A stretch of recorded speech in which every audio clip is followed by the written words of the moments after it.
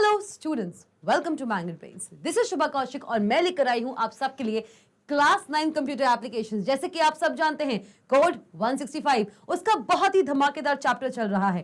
Chapter number 10, chapter 7 complete हो चुका है, 8 कंप्लीट हो चुका है, 9 भी कंप्लीट हो चुका है।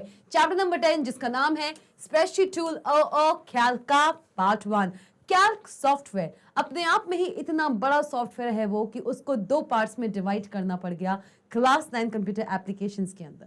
तो जानते हैं chapter number 10 that is spreadsheet tool Calc 1 के कुछ एक्साइटिंग टॉपिक्स के बारे में। इस पर्टिकुलर चैप्टर के अंदर हम बहुत सारे टॉपिक्स ऑलरेडी कवर कर चुके हैं। लास्ट टॉपिक में हमने डिस्कस किया था how to copy and paste the data of a cell और a range, as well as how to move the data of any cell or a range completely to some new location। ये सारे के सारे ये सारी की सारी चीजें हम देख चुके हैं। अब बारी है किसकी? चैप्टर नंबर 10 में बारी है आपकी एडिटिंग सेल कंटेंट्स के पार्ट 3 की, जहां पे हम जानेंगे कि कैसे हम एक सेल के डेटा को इरेज कर सकते हैं और रिकवर कर सकते हैं। चलिए जानते हैं। इरेजिंग, क्लियरिंग रेंजेस या फिर डिलीटिंग कॉन्टेंट्स। इरेज करना, क्लियर करना या फिर डिलीट करना किसी भी सेल के कंटेंट को इरेज करना, क्लियर करना या फिर डिलीट करना कैसे कर सकते हैं? चाहे इरेज कह लीजिए, चाहे डिलीट कह लीजिए या फिर क्लियरेंस कह लीजिए। बात बराबर है? क्या बात बराबर है? थोड़ा बहुत, ना कि पूरा। चलिए, क्या कहलाता है erasing, clearing and deleting contents in a cell or a range in the calc software? चलिए देखते हैं। It is sometimes needed to clear some ranges। कभी कभार कुछ ऐसे सिनेरियोज होते हैं, कुछ ऐसी चीजें होती हैं जहां पे हमें किसी भी एक रेंज के या एक सेल के डेटा को क्लियर करना पड़ता है। It is sometimes needed to clear some ranges। कुछ रेंजेस को कभी कभार क्लियर करना मतलब कि इरेज करना, रेंजेस को क्लियर करना, किसी सेल को क्लियर करना। मतलब अगर मैंने यहां पे लिखा हुआ है कि clear some ranges, it is sometimes important, it is sometimes needed to clear some ranges का मतलब है क्लियर सम रेंजेस या फिर सेल। एक सेल या एक रेंज को क्लियर करने का मतलब है to clear some data stored in the range और द सेल। एक सेल या एक रेंज में जो डेटा स्टोर्ड है, क्लियर द डेटा स्टोर्ड। एक cell, it will clear the data stored। एक रेंज या एक सेल का जो डेटा स्टोर्ड है, एक रेंज या फिर एक सेल के अंदर जो डेटा स्टोर्ड है उसको क्लियर करना। तो जब हम ये कहते हैं that it is sometimes needed to clear the data stored in some ranges or cell, तो इसका मतलब है कि कुछ ऐसे सिनेरियोज बनते हैं, कुछ ऐसी कंडीशंस बनती हैं जहां पे हमें किसी भी एक सेल के डेटा को या फिर एक रेंज के डेटा को क्लियर करना पड़ता है। अब क्या होता है वो क्लियरिंग अ रेंज? अगर ऐसे सिनेरियोज में, ऐसी कंडीशंस में जहां पे मुझे एक रेंज के डेटा को या एक सेल के डेटा को क्लियर करना पड़ जाए, मतलब इरेज करना पड़ जाए, मतलब कि डिलीट करना पड़ जाए, तो ये चीज हम कैसे करेंगे? How to clear the data stored in a cell और इन अ रेंज। चलिए देखें। Clearing a range specifies erasing anything which is assigned to a range। किसी भी चीज में, किसी भी रेंज में, किसी भी सेल में, किसी भी रेंज में या फिर किसी भी सेल में जो डेटा दिया हुआ है, जो कंटेंट दिया हुआ है, उसको इरेज करना। अगर आपसे कोई कहता है you need to clear a cell, अगर आपसे कोई कहता है you need to clear a range, उसका मतलब ये होता है कि किसी भी सेल या किसी भी रेंज के डेटा को इरेज करना। चलिए एग्जाम्पल, अ रेंज में हैव कंटेंट्स। एक रेंज के अंदर या फिर एक सेल के अंदर, not only range, cell also, एक रेंज के अंदर, एक रेंज के अंदर या फिर एक सेल के अंदर हो सकता है क्या क्या? उसके अंदर हो सकता है कुछ कंटेंट, फिर हो सकता है क्या? फिर हो सकता है कोई फॉर्मेट, फिर हो सकते हैं कुछ कमेंट्स भी। एक रेंज या फिर एक सेल के अंदर जो डेटा होता है वो एक कंटेंट हो सकता है। कंटेंट क्या क्या कंप्राइज करता है? कंटेंट हो सकता है क्या? एक न्यूमेरिक डेटा या फिर एक नॉन न्यूमेरिक डेटा, मतलब सिंपली टेक्स्ट। एक नॉन न्यूमेरिक डेटा मतलब कि सिंपली टेक्स्ट। और एक होता है आपका क्या? एक होता है आपका क्या? न्यूमेरिक डेटा, 0 to 9, कुछ भी हो सकता है। नॉन न्यूमेरिक डेटा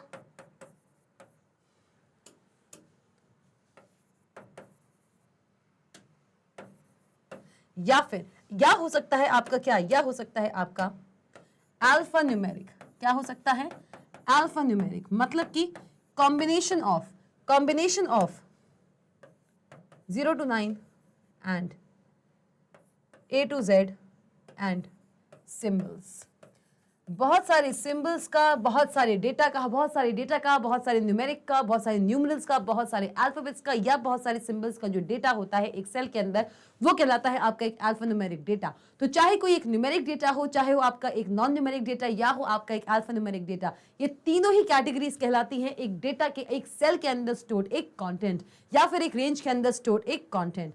कंटेंट आप स्टोर करके रख सकते हैं inside the cell, that is the numeric data, any non numeric data या फिर अल्फा न्यूमेरिक डेटा। ये चीज हम सब जानते हैं। बात करेंगे फॉर्मेट्स की। क्या हो सकता है फॉर्मेट? क्या फॉर्मेट हो सकता है? फॉर्मेट हो सकता है आपका फॉर्मूला। एक सेल के अंदर एक फॉर्मूला भी एक कंटेंट की तरह काम कर सकता है। एक सेल कंटेन कर सकता है फॉर्मूला एज द डेटा। एक सेल के अंदर हम फॉर्मूलाज भी देते हैं। तो जब भी मैं किसी भी सेल से या किसी भी रेंज ऑफ सेल से किसी भी कंटेंट को, किसी भी फॉर्मेट को, फॉर्मेट का मतलब है किसी भी फॉर्मूला को या फिर किसी भी कमेंट को, आप एक सेल के अंदर या रेंजेस ऑफ सेल के अंदर, एक सेल्स के रेंज के अंदर कमेंट्स को भी एज द डेटा दे सकते हो।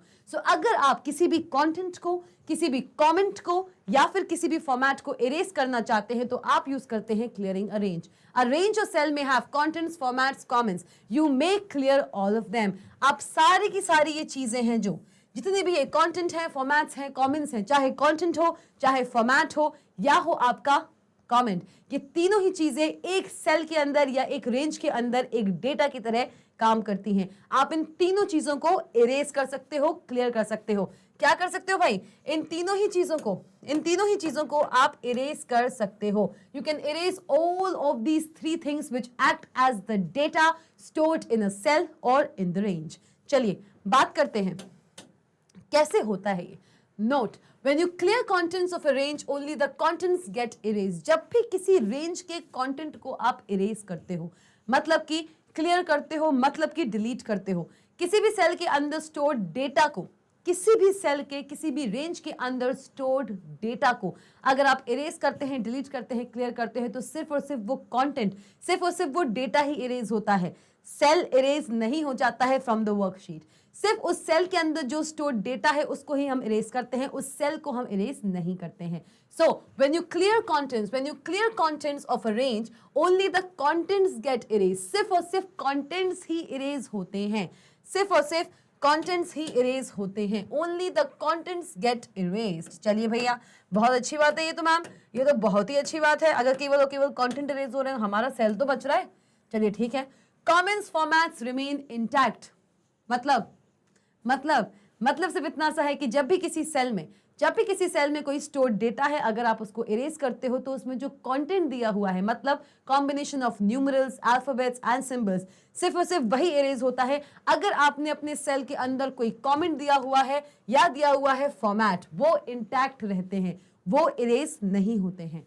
Choose delete all only, then everything gets erased. क्या होता है? मतलब की बात सिर्फ इतनी सी है कि ये मेरा एक सेल है। क्या है मेरा? ये मेरा एक सेल है। चलिए भैया, ये हमने सेल बना लिया, और ये मेरा एक सेल है, ठीक, और ये मेरा एक सेल है, ठीक है। 3 सेल्स हैं मैम, बहुत ही अच्छी बात है भाई। Cell 3, cell 4 and cell 5। इस सेल 3 के अंदर आपने दिया हुआ है अमित। इस C4 के अंदर आपने दिया हुआ है एक कमेंट। क्या दिया हुआ है? एक कमेंट दे सकते हैं आप, जैसे मैंने यहां पे लिख दिया,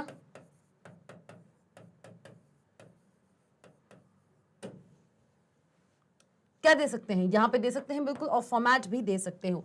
दे सकते हो कि नहीं दे सकते हो? देख लो भाई। हाँ जी, दे सकते हो कि नहीं दे सकते हो? बिल्कुल दे सकते हो। मतलब क्या है इस बात का? इस बात का मतलब सिर्फ इतना सा है कि यार एक काम करते हैं, अलग अलग सेल्स ना बनाते हुए मैं एक ही सेल में आपको सारी चीजें करके बता सकती हूँ।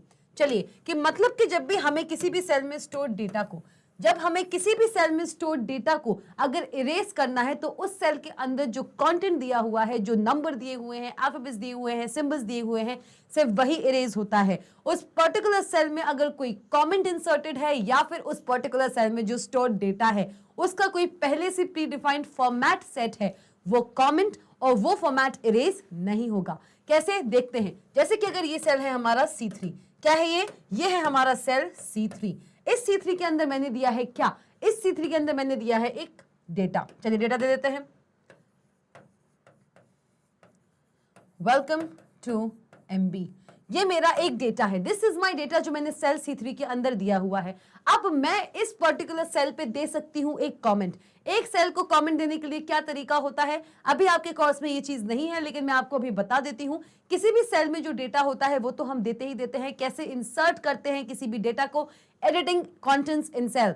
एडिटिंग कंटेंट्स इन सेल से पहले हम पढ़ चुके हैं how to insert any data in a cell, ये चीजें हम पढ़ चुके हैं। तो बात अगर हम करेंगे वेलकम टू MB की, वेलकम टू MB या फिर ये कहिए कि editing contents in a cell का जो पार्ट 1 था, वहां पे हमने देखा था कि कैसे एक सेल के डेटा को हम मैनिपुलेट कर सकते हैं और कैसे हम एक सेल में एक डेटा इंसर्ट करा सकते हैं। चलिए बात करते हैं, ये मेरा एक सेल है जिसमें एक डेटा दिया हुआ है वेलकम टू MB। अब ये आपका क्या है, ये आपका क्या है भाई, ये है आपका कंटेंट। क्या है, ये है आपका एक कंटेंट। चलो बढ़िया है। अब इस कंटेंट पे, इस सेल पे, इस कंटेंट पे, इस सेल पे आप दे सकते हो क्या, इस सेल पे आप दे सकते हो कमेंट। क्या दे सकते हो, आप दे सकते हो कमेंट। और कमेंट कैसे दिया जाता है, इस सेल पे अपने माउस पॉइंटर को लेके जाइए, इस सेल पे अपने माउस पॉइंटर को लेके जाइए, राइट क्लिक कीजिए अपने माउस पॉइंटर पे और आपको मिलेगा एक सब मेन्यू, एक शॉर्टकट मेन्यू। उस शॉर्टकट मेन्यू पे, उस शॉर्टकट मेन्यू पे बहुत सारे ऑप्शंस आपको देखने को मिल रहे होंगे, बहुत सारे ऑप्शंस आपको देखने को मिल रहे होंगे। कितने सारे भैया, बहुत सारे। राइट क्लिक कीजिए, राइट क्लिक किया अपने माउस बटन पे, आप इस सेल पे गए, आपने सेल को सिलेक्ट किया, राइट क्लिक किया अपने माउस बटन पे, आपके सामने एक सब मेन्यू या एक शॉर्टकट मेन्यू, एक शॉर्टकट मेन्यू खुल के आया। हम सब जानते हैं ये एक शॉर्टकट मेन्यू यहाँ पे खुल के आ चुका है और इस शॉर्टकट मेन्यू में मिलते हैं आपको बहुत सारे ऑप्शंस। उनमें से एक ऑप्शन आपको मिलेगा जिसका नाम है क्या, जिसका नाम है इंसर्ट, जिसका नाम है इंसर्ट कमेंट। क्या नाम है भाई, क्या नाम है, इंसर्ट कमेंट। ये ऑप्शन मिलेगा आपको एक शॉर्टकट मेन्यू में। इस ऑप्शन को आप सिलेक्ट कीजिए और आप अपने इस सेल पे दे सकते हो एक कमेंट। जैसे ही आप इस ऑप्शन पे क्लिक करते हैं आपके सामने खुल के आएगी एक येलो विंडो। क्या खुल के आएगी, एक छोटी सी येलो विंडो खुल के आएगी आपके सेल के जस्ट नीचे। सेल के जस्ट नीचे आपको एक छोटी सी येलो विंडो देखने को मिलेगी। इस येलो विंडो के अंदर, इस येलो विंडो के अंदर आप अपना कमेंट लिख सकते हैं। तो मतलब जब जब आपका माउस, और याद रखना बाय डिफॉल्ट जो ये कमेंट होता है ना, ये हाइड होता है। क्या होता है, बाय डिफॉल्ट ये हिडन होता है। This comment is hidden. By default ये जो कमेंट होता है वो हिडन होता है। क्यों, क्योंकि ये कमेंट आपको नॉर्मल सेल डेटा की तरह नहीं मिलेगा। कमेंट एक सेल डेटा नहीं होता है। किसी सेल पे अगर आपने कोई भी डेटा दिया हुआ है, उस डेटा को लेके जो कमेंट है वो हम इंसर्ट कर सकते हैं by going to that cell, right click on the mouse button, a shortcut menu will appear, choose the insert comment option। insert comment option आप जैसे ही चूज करेंगे आपके सामने खुल के आएगी एक येलो विंडो। यहां पे आप कमेंट लिख सकते हो फॉर दिस सेल। इस सेल के लिए आप एक कमेंट यहां पे प्लेस कर सकते हो और वो ऑटोमेटिकली हिडन फॉर्म में ही होगा। जैसे ही आपने यहां पे कमेंट लिखा, एंटर प्रेस किया, देखो कमेंट लिखा, एंटर प्रेस किया, आपके इस सेल को एक कमेंट मिल चुका है जो कि आपको डिस्प्ले नहीं होगा, हिडन फॉर्म में होगा बाय डिफॉल्ट, लेकिन आप उसको आगे चल के शो भी कर सकते हो। आप चाहो तो किसी सेल के कमेंट को एंटायर टाइम पीरियड के लिए परमानेंटली शो कर सकते हो, उसका अलग एक तरीका होता है, वो हम बाद में देखेंगे। अभी बस मैं आपको इतना बता रही हूं कि किसी भी सेल में आप एक कमेंट दे सकते हो, वो कमेंट देने का क्या तरीका होता है। और जब जब आपका माउस, अब जब ये माउस, वैसे तो ये हिडन है, लेकिन एक कमेंट देने के बाद, किसी भी सेल को एक कमेंट देने के बाद जब आपका जो माउस पॉइंटर है इस सेल पे होवर करेगा, क्या करेगा, जब इस सेल को सिलेक्ट करेगा तो ऑटोमेटिकली होगा क्या, ऑटोमेटिकली होगा क्या, इस सेल पे जैसे ही, इस सेल पे, क्या नाम है हमारे सेल का, क्या नाम है हमारे सेल का, C3 पे जैसे ही आपका माउस पॉइंटर आएगा, जैसे ही आप अपने माउस पॉइंटर को लेके आएंगे यहाँ पे क्या हो जाएगा, जैसे ही माउस पॉइंटर आएगा इस माउस एरो के जस्ट नीचे, इस माउस एरो के जस्ट नीचे कुछ इस तरीके से आपका कमेंट खुल जाएगा। मतलब कि as soon as you give comment to your cell, जैसे आप अपने एक सेल को या रेंज ऑफ सेल्स को कोई कमेंट देते हैं, वो कमेंट ऑटोमेटिकली हाइड हो जाता है, लेकिन वो डिस्प्ले कब होता है? Whenever you hover on to that particular cell जिसको आपने कमेंट दिया हुआ है। जैसे आप अपना माउस पॉइंटर फिर से इस सेल पे लेके आएंगे, इस माउस एरो के जस्ट नीचे आपने जिस इस सेल को जो कमेंट दिया हुआ था वो आपको यहाँ पे डिस्प्ले होना शुरू हो जाएगा। तो बात कर रहे थे हम इरेज की बात कर रहे थे, तो हम कंटेंट को किसी भी सेल के, याद रखना, किसी भी सेल के कंटेंट को हम इरेज कर सकते हैं, किसी भी सेल के कंटेंट को हम इरेज कर सकते हैं, लेकिन अगर किसी सेल पे कोई कमेंट हमने दिया हुआ है तो वो कमेंट हम इजीली इरेज नहीं कर सकते, वो इंटैक्ट रहेगा। बात करेंगे फॉर्मेट्स की, जैसे कि फॉर्मेट क्या होता है? एक पर्टिकुलर सेल किसी डेटा वैल्यू को होल्ड करता है, किसी कंटेंट को होल्ड करता है। अब ये जो आपका कंटेंट आप देते हो, सपोज करो आपने कोई रुपीस दिए हैं, सपोज ये है हमारा C4, ठीक है भाई, ठीक है भाई, ये है हमारा C4, ठीक है भाई, C4 है हमारा, क्या समस्या है? C4 सेल है, यहां पे मैंने दिया हुआ है 0.50 या फिर 1.25, मैं इसको एज $1.25 दिखाना चाहती हूं। क्या दिखाना चाहती हूं? कि दिस इज द करेंसी। क्या है ये एक करेंसी है। बाय डिफॉल्ट अभी ये एक नंबर है। क्या है? ये एक नंबर है। तो फॉर्मेट भी हम सेट कर सकते हैं किसी भी सेल की डेटा वैल्यू का, कि कोई भी सेल जिस डेटा वैल्यू को होल्ड कर रहा है वो किस फॉर्मेट का डेटा वैल्यू है। उसके लिए भी आपको सेम प्रोसीजर अपनाना है। इस पे जाइए, माउस पॉइंटर को इस पे लेके जाइए, इस सेल को सिलेक्ट कीजिए, आपके सामने खुल के आ जाएगा एक राइट शॉर्टकट मेन्यू, जैसे वो खुला हुआ है। जैसे ही शॉर्टकट मेन्यू खुला रहेगा, यहाँ पे मिलेंगे आपको बहुत सारे ऑप्शंस। इंसर्ट कमेंट का भी आपको यहीं पे ऑप्शन मिलेगा, लेकिन इसी के साथ साथ आपको एक और ऑप्शन मिलेगा इसमें, and that option is format cells. क्या ऑप्शन मिलने वाला है भाई? आपको मिलेंगे फॉर्मेट सेल्स नाम का एक ऑप्शन। उस पर क्लिक कीजिए, आपके सामने खुल के आएगा एक फॉर्मेट सेल्स डायलॉग बॉक्स। वहां पे आप इस सिलेक्टेड सेल में जो स्टोर्ड डेटा है उसका कोई भी फॉर्मेट सेट कर सकते हैं, कि मतलब कि इस पर्टिकुलर सेल के अंदर कोई भी न्यूमरल डेटा आएगा, क्या वो एक नॉर्मल नंबर होना चाहिए या एक करेंसी होना चाहिए, करेंसी में भी डॉलर होना चाहिए, रुपी होना चाहिए, यूरो होना चाहिए, क्या होना चाहिए। आपके सामने जब फॉर्मेट सेल्स का डायलॉग बॉक्स खुलेगा ना, तो उसमें आपको बहुत सी कैटेगरीज मिलेगी जो बताता है कि इस सेल के अंदर जो आप डेटा दे रहे हैं वो किस फॉर्मेट का ही होगा। अगर वो फॉर्मेट का नहीं दोगे तो वो आपको एरर मैसेज शो कर देगा। तो मतलब सिर्फ इतना सा है कि ये अभी इस पर्टिकुलर टॉपिक में ये चीज आपकी नहीं थी, पर मैंने ये बात आपको इसलिए बताई है ताकि आप कंफ्यूज मत हो। क्या दिक्कत है? दिक्कत यह है कि हम जब भी इरेज करते हैं किसी भी सेल के डेटा को, जब हम इरेज करने की कोशिश करते हैं तो बाय डिफॉल्ट उसका जो कंटेंट दिया हुआ है, जो इसके अंदर कंटेंट दिया हुआ है वो तो इजीली इरेज हो जाता है। लेकिन अगर इस सेल पे मैंने कोई कमेंट इंसर्ट किया हुआ है या इस सेल में जो स्टोर्ड डेटा है उसका कोई फॉर्मेट पहले से सेट किया हुआ है, तो वो कमेंट और वो सेट जो आपका फॉर्मेट है वो इजीली डिलीट नहीं होता है, इजीली इरेज नहीं होता है, सिर्फ और सिर्फ ये कंटेंट इरेज हो जाता है। क्लियर? लेकिन अगर मैं किसी भी सेल के कंटेंट के साथ साथ उस पर अगर मैंने कोई कमेंट दिया हुआ है या उसको सेट किया गया है किसी फॉर्मेट से, वो तीनों ही चीजों को अगर मैं यहाँ पे डिलीट करना चाहती हूँ, इरेज करना चाहती हूँ, तो उसके लिए मेरे पास एक ऑप्शन है। And what is that option? That option is select delete all. क्या सिलेक्ट करेंगे हम सिलेक्ट करेंगे delete all option. Choose delete all, only then everything gets erase. आप अपने सिस्टम पे डिलीट ऑल बटन को चूज कीजिए और तभी एक सेल पे जो कंटेंट है, अगर कमेंट है या कोई फॉर्मेट है, वो तीनों की तीनों चीजें एक साथ इरेज हो जाएंगी। चलिए, is it clear everyone? Is it clear? To clear cells और ranges you may follow these steps. अब हमने समझा कि इरेजिंग क्या होती है, डिलीशन क्या होती है, कैसे हम एक सेल के कंटेंट को डिलीट कर सकते हैं, इरेज कर सकते हैं। यहां तक कि अगर किसी सेल में कोई कमेंट दिया हुआ हो या फिर कोई फॉर्मेट उसका पहले से सेट किया गया हो, तो उसको भी हम इरेज कर सकते हैं by choosing the delete all option. लेकिन अब बारी आती है कि हमने इरेजिंग की बात कर ली भाई, क्लियरेंस की बात कर ली, डिलीशन की बात कर ली, क्या क्या क्लियर कर सकते हैं ये भी बात कर ली, लेकिन करना कैसे है ये, चलिए देखते हैं। So to clear cells, To clear cells or ranges, you may follow these steps. पहला step, select the cells, rows or columns you want to clear. सबसे पहली बात तो उन सेल्स को, उन रोज को, उन कॉलम्स को, सिर्फ और सिर्फ सेल को नहीं, एक इंटायर रो को भी आप डिलीट कर सकते हैं वर्कशीट के अंदर।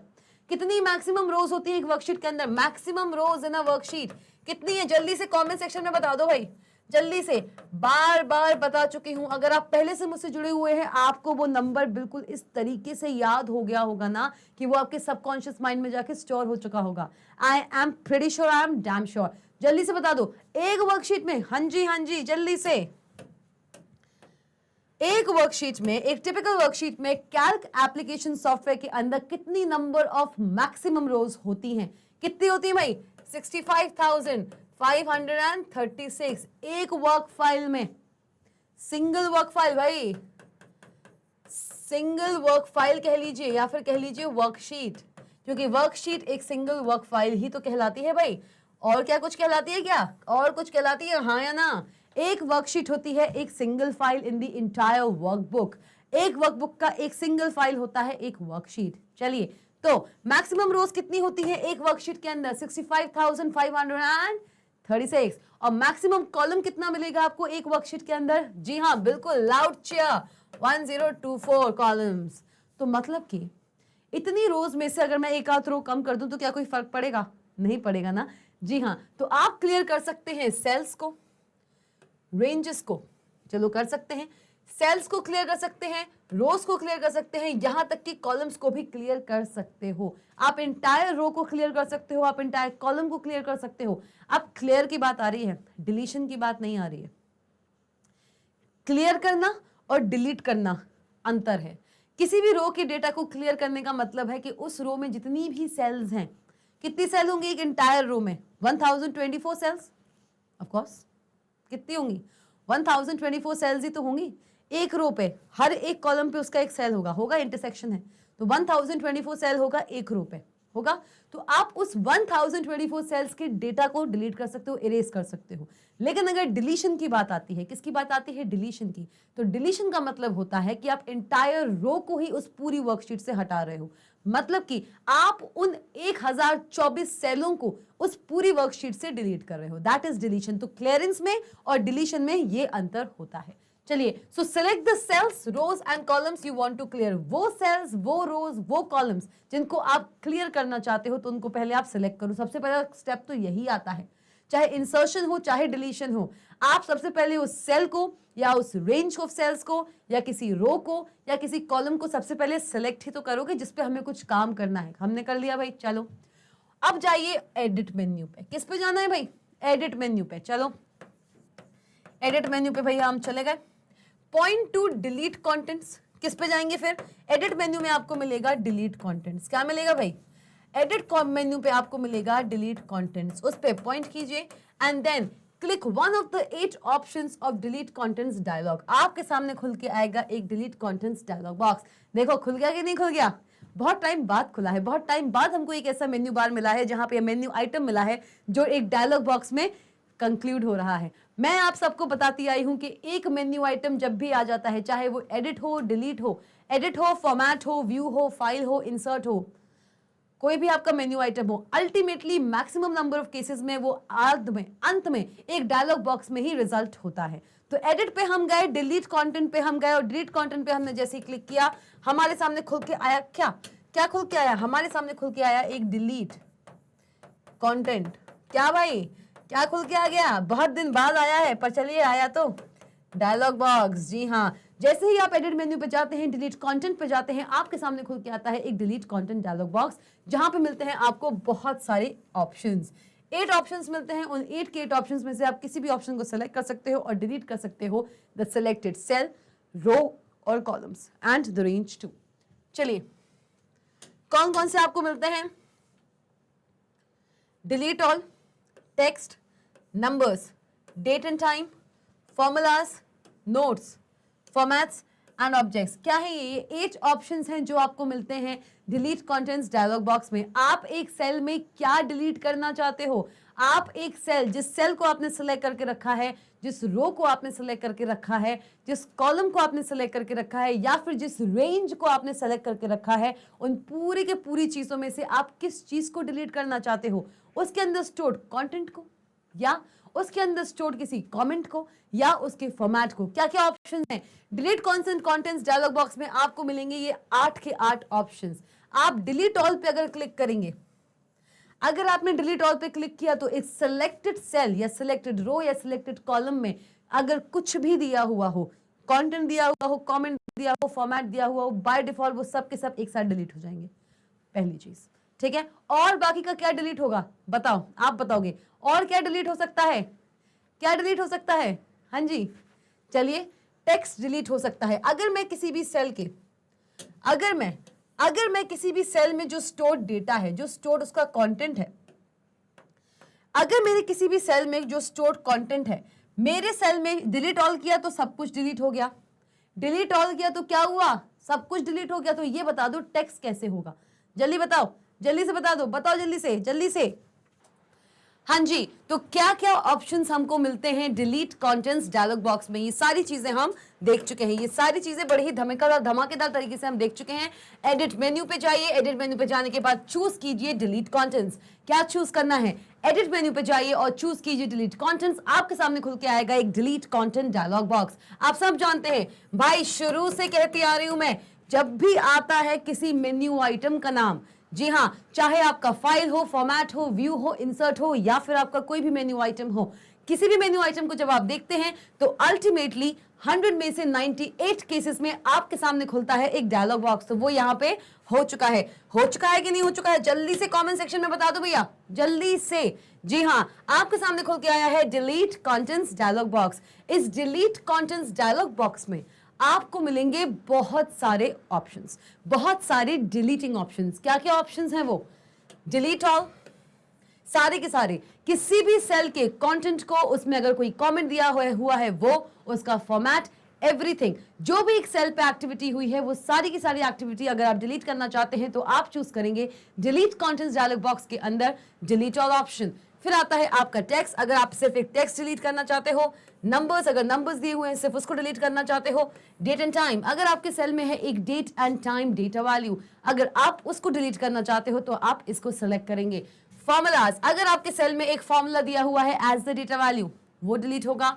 नोट्स दिए हुए हैं, फॉर्मेट्स दिए हुए हैं, या फिर कोई ऑब्जेक्ट दिया हुआ है। चलिए फटाफट से देख लेते हैं क्या होते हैं ये सारे डिलीट कंटेंट्स ऑप्शंस। चलिए देख लेते हैं भाई, एक एक करके देख लेते हैं। In the delete contents dialog if you click, अगर एक डिलीट कंटेंट्स डायलॉग, ये जो आपके सामने एक डिलीट कंटेंट्स डायलॉग बॉक्स खुल के आएगा ना भैया, ये जो आपके सामने डिलीट कंटेंट्स डायलॉग बॉक्स खुल के आएगा, तो इसमें मिलेंगे आपको मेजरली 8 ऑप्शंस। जी हाँ, 8 ऑप्शंस कौन कौन से हैं? सबसे पहला है आपका delete all. Delete all content dialog box में जो ऑप्शन होता है वो क्या करता है? Delete all option will delete the delete all option will delete all content from the selected cell range. जिस भी सेल को, जिस भी रेंज को आपने सिलेक्ट किया हुआ है, उसके हर एक कंटेंट को, किसको? उसके हर एक कंटेंट को, समझो बात, all the content, it will delete all the content of a given cell और अ रेंज। चलिए, सो डिलीट ऑल क्या करता है? डिलीट कंटेंट्स डायलॉग बॉक्स के अंदर जो सबसे पहला ऑप्शन हमको मिलता है, that is delete all option. वो आपके सेल डेटा, जो भी सेल या जो भी रेंज आपने सेलेक्ट की हुई है, उसके डेटा को, उसके सारे के सारे कंटेंट को डिलीट कर देगा। चलिए, अब बारी आती है आपके टेक्स्ट की। किसकी बारी आती है भाई? अब किसकी बारी आती है? अब बारी आती है आपके टेक्स्ट की। टेक्स्ट क्या करता है? The text option will delete text only. भाई, अगर आपके सेल में दिया हुआ है एक टेक्स्ट एज वेल एज एक नंबर, अगर आपके सेल में एक टेक्स्ट दिया हुआ है तो सिर्फ और सिर्फ उस टेक्स्ट को वो डिलीट करता है। फॉर एग्जाम्पल, अगर आपके सेल में, सपोज ये आपका C3 सेल है, just consider this as a C3 cell. चलिए भाई, हमने मान लिया कि एक C3 सेल है, बढ़िया, बहुत अच्छे से। C3 सेल के अंदर अगर आपने दिया है एक न्यूमेरिक डेटा, कौन सा डेटा भैया? कौन सा डेटा? आपने दिया है एक न्यूमेरिक डेटा। तो एक न्यूमेरिक डेटा को अगर आप डिलीट करना चाहते हैं, लेकिन अगर आपने डिलीट कंटेंट डायलॉग बॉक्स में टेक्स्ट ऑप्शन को सिलेक्ट करके रखा है, तो क्योंकि इसमें कोई भी टेक्स्ट नहीं दिया हुआ है, तो ये कंटेंट इंटैक्ट रहेगा, it will not be deleted. तो टेक्स्ट डिलीटिंग ऑप्शन क्या बोलता है? That it will delete only the text portion of the content. Formats, formulas, numbers and dates are not affected. अगर एक डेटा के अंदर, सपोज करना मैम एक सेल के अंदर किसी एक टाइप का ही डेटा आ सकता है, या तो न्यूमेरिक आएगा या फिर टेक्सचुअल आएगा। अब टेक्सचुअल जो आएगा वो नॉर्मल अल्फाबेट्स का भी हो सकता है as well as alpha numeric भी हो सकता है। तो मैम ऐसे सिनारियो में अगर मैंने यहाँ पे इस सेल की बात की है, यहाँ पे मैंने एक न्यूमेरिक डेटा दिया हुआ है और डिलीट कंटेंट्स डायलॉग बॉक्स में अगर मैं टेक्स्ट ऑप्शन को सिलेक्ट करती हूँ तो क्या होगा, जब उसमें एक टेक्स्ट ऑप्शन दिया ही हुआ नहीं है तो कैसे ये डिलीट करेगा, तो नहीं करेगा ना, the data will remain intact. लेकिन अगर आप सिलेक्ट करते हैं रेंज, क्या सिलेक्ट करते हैं आप, बहुत सारे सेल्स की एक रेंज, एक सेल्स की रेंज में, एक रेंज में अलग अलग सेल अलग अलग टाइप का डेटा होल्ड कर सकता है। कर सकता है कि नहीं कर सकता है, बिल्कुल कर सकता है भाई।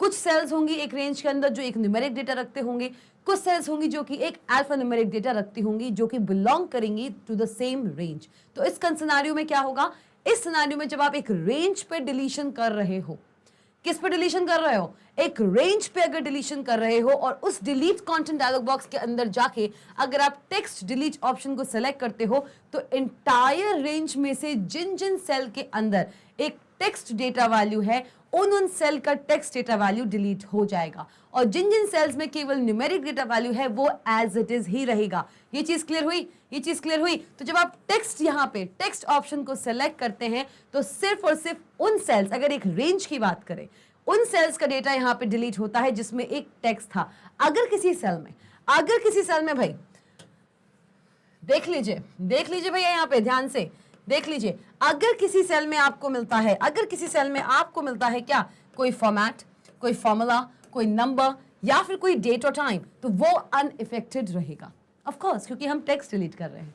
चलिए अब आती है बात आपके नंबर्स ऑप्शन की। किस ऑप्शन की, नंबर्स ऑप्शन की। It deletes numbers only. क्या करता है, जैसे ये टेक्स्ट ऑप्शन केवल और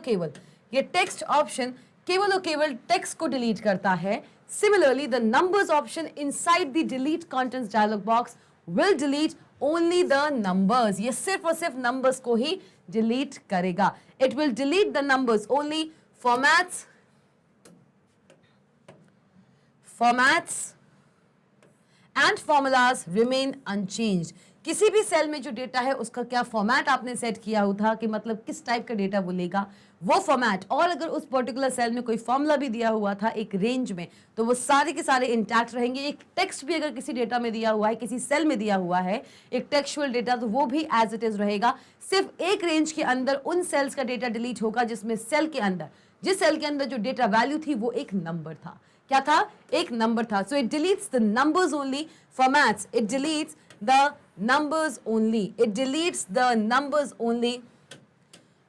Format and formulas, हाँ जी, format and formulas remain unchanged। चलिए बढ़िया, फिर बात करेंगे हम डेट एंड टाइम की। ऐसा हो सकता है कि बहुत से ऐसे सेल्स हों एक रेंज के अंदर जहां पे मैंने जिस पर्टिकुलर सेल के अंदर मैंने एक date and time as a data value रखा हो।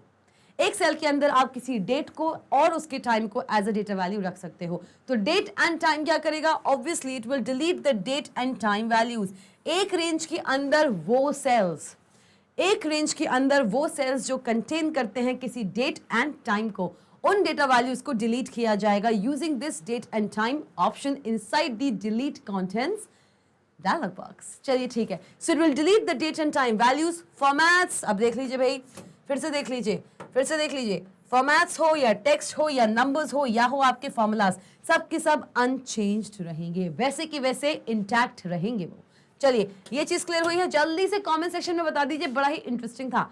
चलो जल्दी से अब हम बात करेंगे फॉर्मूलाज की। ऑब्वियसली किसी भी सेल में अगर कोई फॉर्मूला दिया हुआ है, जल्दी से फटाफट से देख लेते हैं इस चीज को।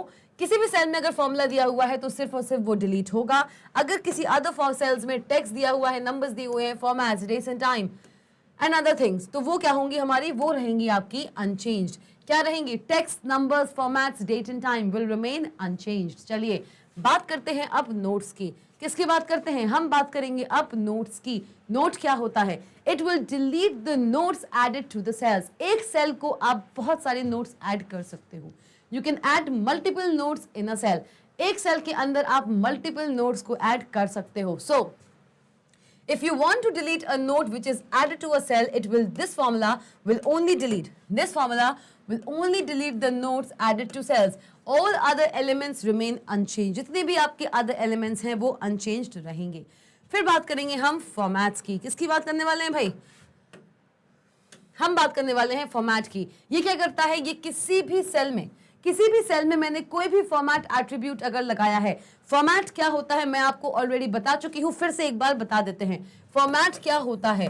Format stands for the type of a data value. क्या भाई? The type of a data value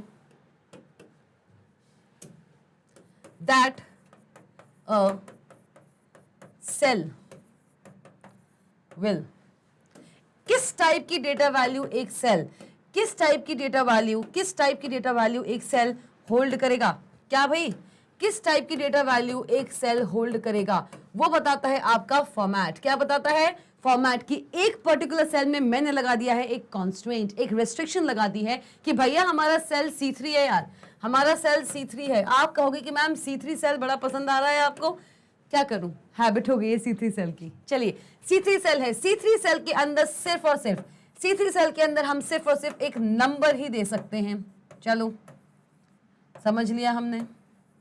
C3 cell के अंदर हम कोई नंबर ही दे सकते हैं। ये चीज हम कैसे लगा सकते हैं कि C3 सेल एंटायर वर्कशीट के अंदर C3 cell can only contain a numeric data value. ये हम कैसे लगा सकते हैं? By setting the format of C3 cell और the format of cell C3। कैसे करते हैं हम सब जानते हैं बात। राइट क्लिक कीजिए इस सेल पे, सिलेक्ट कीजिए इस सेल को, राइट क्लिक कीजिए और आपके सामने खुल के आएगा एक शॉर्टकट मेन्यू। उस शॉर्टकट मेन्यू में आपको एक ऑप्शन मिलेगा। क्या मिलेगा भाई? आपको एक ऑप्शन मिलेगा फॉर्मेट सेल्स का। किसका ऑप्शन मिलने वाला है? आपको ऑप्शन मिलेगा फॉर्मेट सेल्स का। फॉर्मेट सेल्स के ऑप्शन पे आप जाइए, आपको मिलेंगे बहुत सारे formats. Out of the given formats you can select the format of your choice and can apply the constant on the selected cell. Clear हुआ ये चीज? हाँ जी। तो अगर आपने किसी भी सेल पे या रेंज पे कोई फॉर्मेट लगाया हुआ है तो वो आप डिलीट कर सकते हैं। You can delete the format attributes applied to cells। एक सेल में या ए रेंज ऑफ सेल्स में जो भी आपने फॉर्मेट्स लगाए हुए हैं उनको आप डिलीट कर सकते हैं by choosing formats option inside the delete content dialog box. चलिए बढ़िया। So all cell content remains unchanged। Okay, coming on to this objects क्या होते हैं भैया? It will delete all the objects। आप चाहें तो एक वर्कशीट के अंदर आप मल्टीपल ऑब्जेक्ट्स इंसर्ट कर सकते हो, बिल्कुल कर सकते हैं। ऑब्जेक्ट्स थोड़ा सा आपका एडवांस कॉन्सेप्ट है जो हो सकता है, I am not telling you, जो हो सकता है कि इसी चैप्टर में आप आगे पढ़ें या फिर जो हमारा नेक्स्ट चैप्टर है उसमें ये चीज़ कंटिन्यू हो। ओके तो अभी बस इतना समझिए कि ऑब्जेक्ट्स एक एंटिटी होती है जो हम एक वर्कशीट के अंदर इंसर्ट कर सकते हैं। You can insert the object in a worksheet in calc software. तो उस ऑब्जेक्ट को अगर हम डिलीट करना चाहते हैं तो हम इस ऑब्जेक्ट ऑप्शन पे सिलेक्ट करेंगे। We will select this object option inside the delete content dialog box. It will delete all the objects of the selected cell. अगर किसी सिलेक्टेड सेल में या किसी सिलेक्टेड रेंज में जितने नंबर ऑफ ऑब्जेक्ट्स हैं उन सबको अगर मैं डिलीट करना चाहती हूँ, for that I have to choose the objects option in the delete content dialog box. चलिए तो डिलीट करेगा सारे के सारे ऑब्जेक्ट्स, सारे सेल का जो कंटेंट है, चाहे वो आपका फॉर्मूला हो, टेक्स्ट हो, नंबर्स हो, डेट एंड टाइम हो, कुछ भी हो, कमेंट हो, कुछ भी हो, वो सब का सब इंटैक्ट रहेगा, रिमेन अनचेंज्ड। चलिए बढ़िया, क्लियर हो गई भाई ये बात?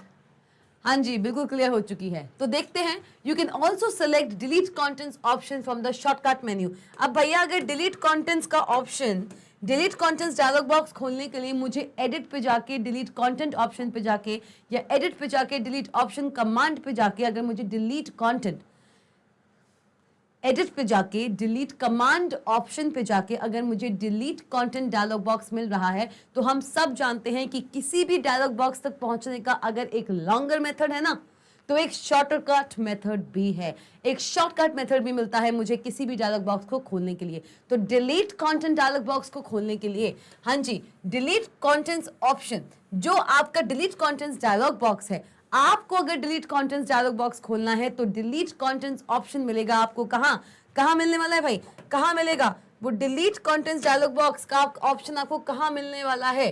डिलीट कंटेंट्स डायलॉग बॉक्स का ऑप्शन आपको कहाँ मिलेगा? शॉर्टकट मेन्यू पे। कहाँ मिलेगा भाई? शॉर्टकट मेन्यू पे। जल्दी से देख लीजिए, देखिए जल्दी से, जल्दी जल्दी। हाँ जी, तो देखने को मिल रहा है कि नहीं मिल रहा है? बिल्कुल मिल रहा है कि अगर आपको कहां पहुंचना है, अगर आपको एक डिलीट कंटेंट्स डायलॉग बॉक्स पे पहुंचना है ना, किस पे पहुंचना है भाई?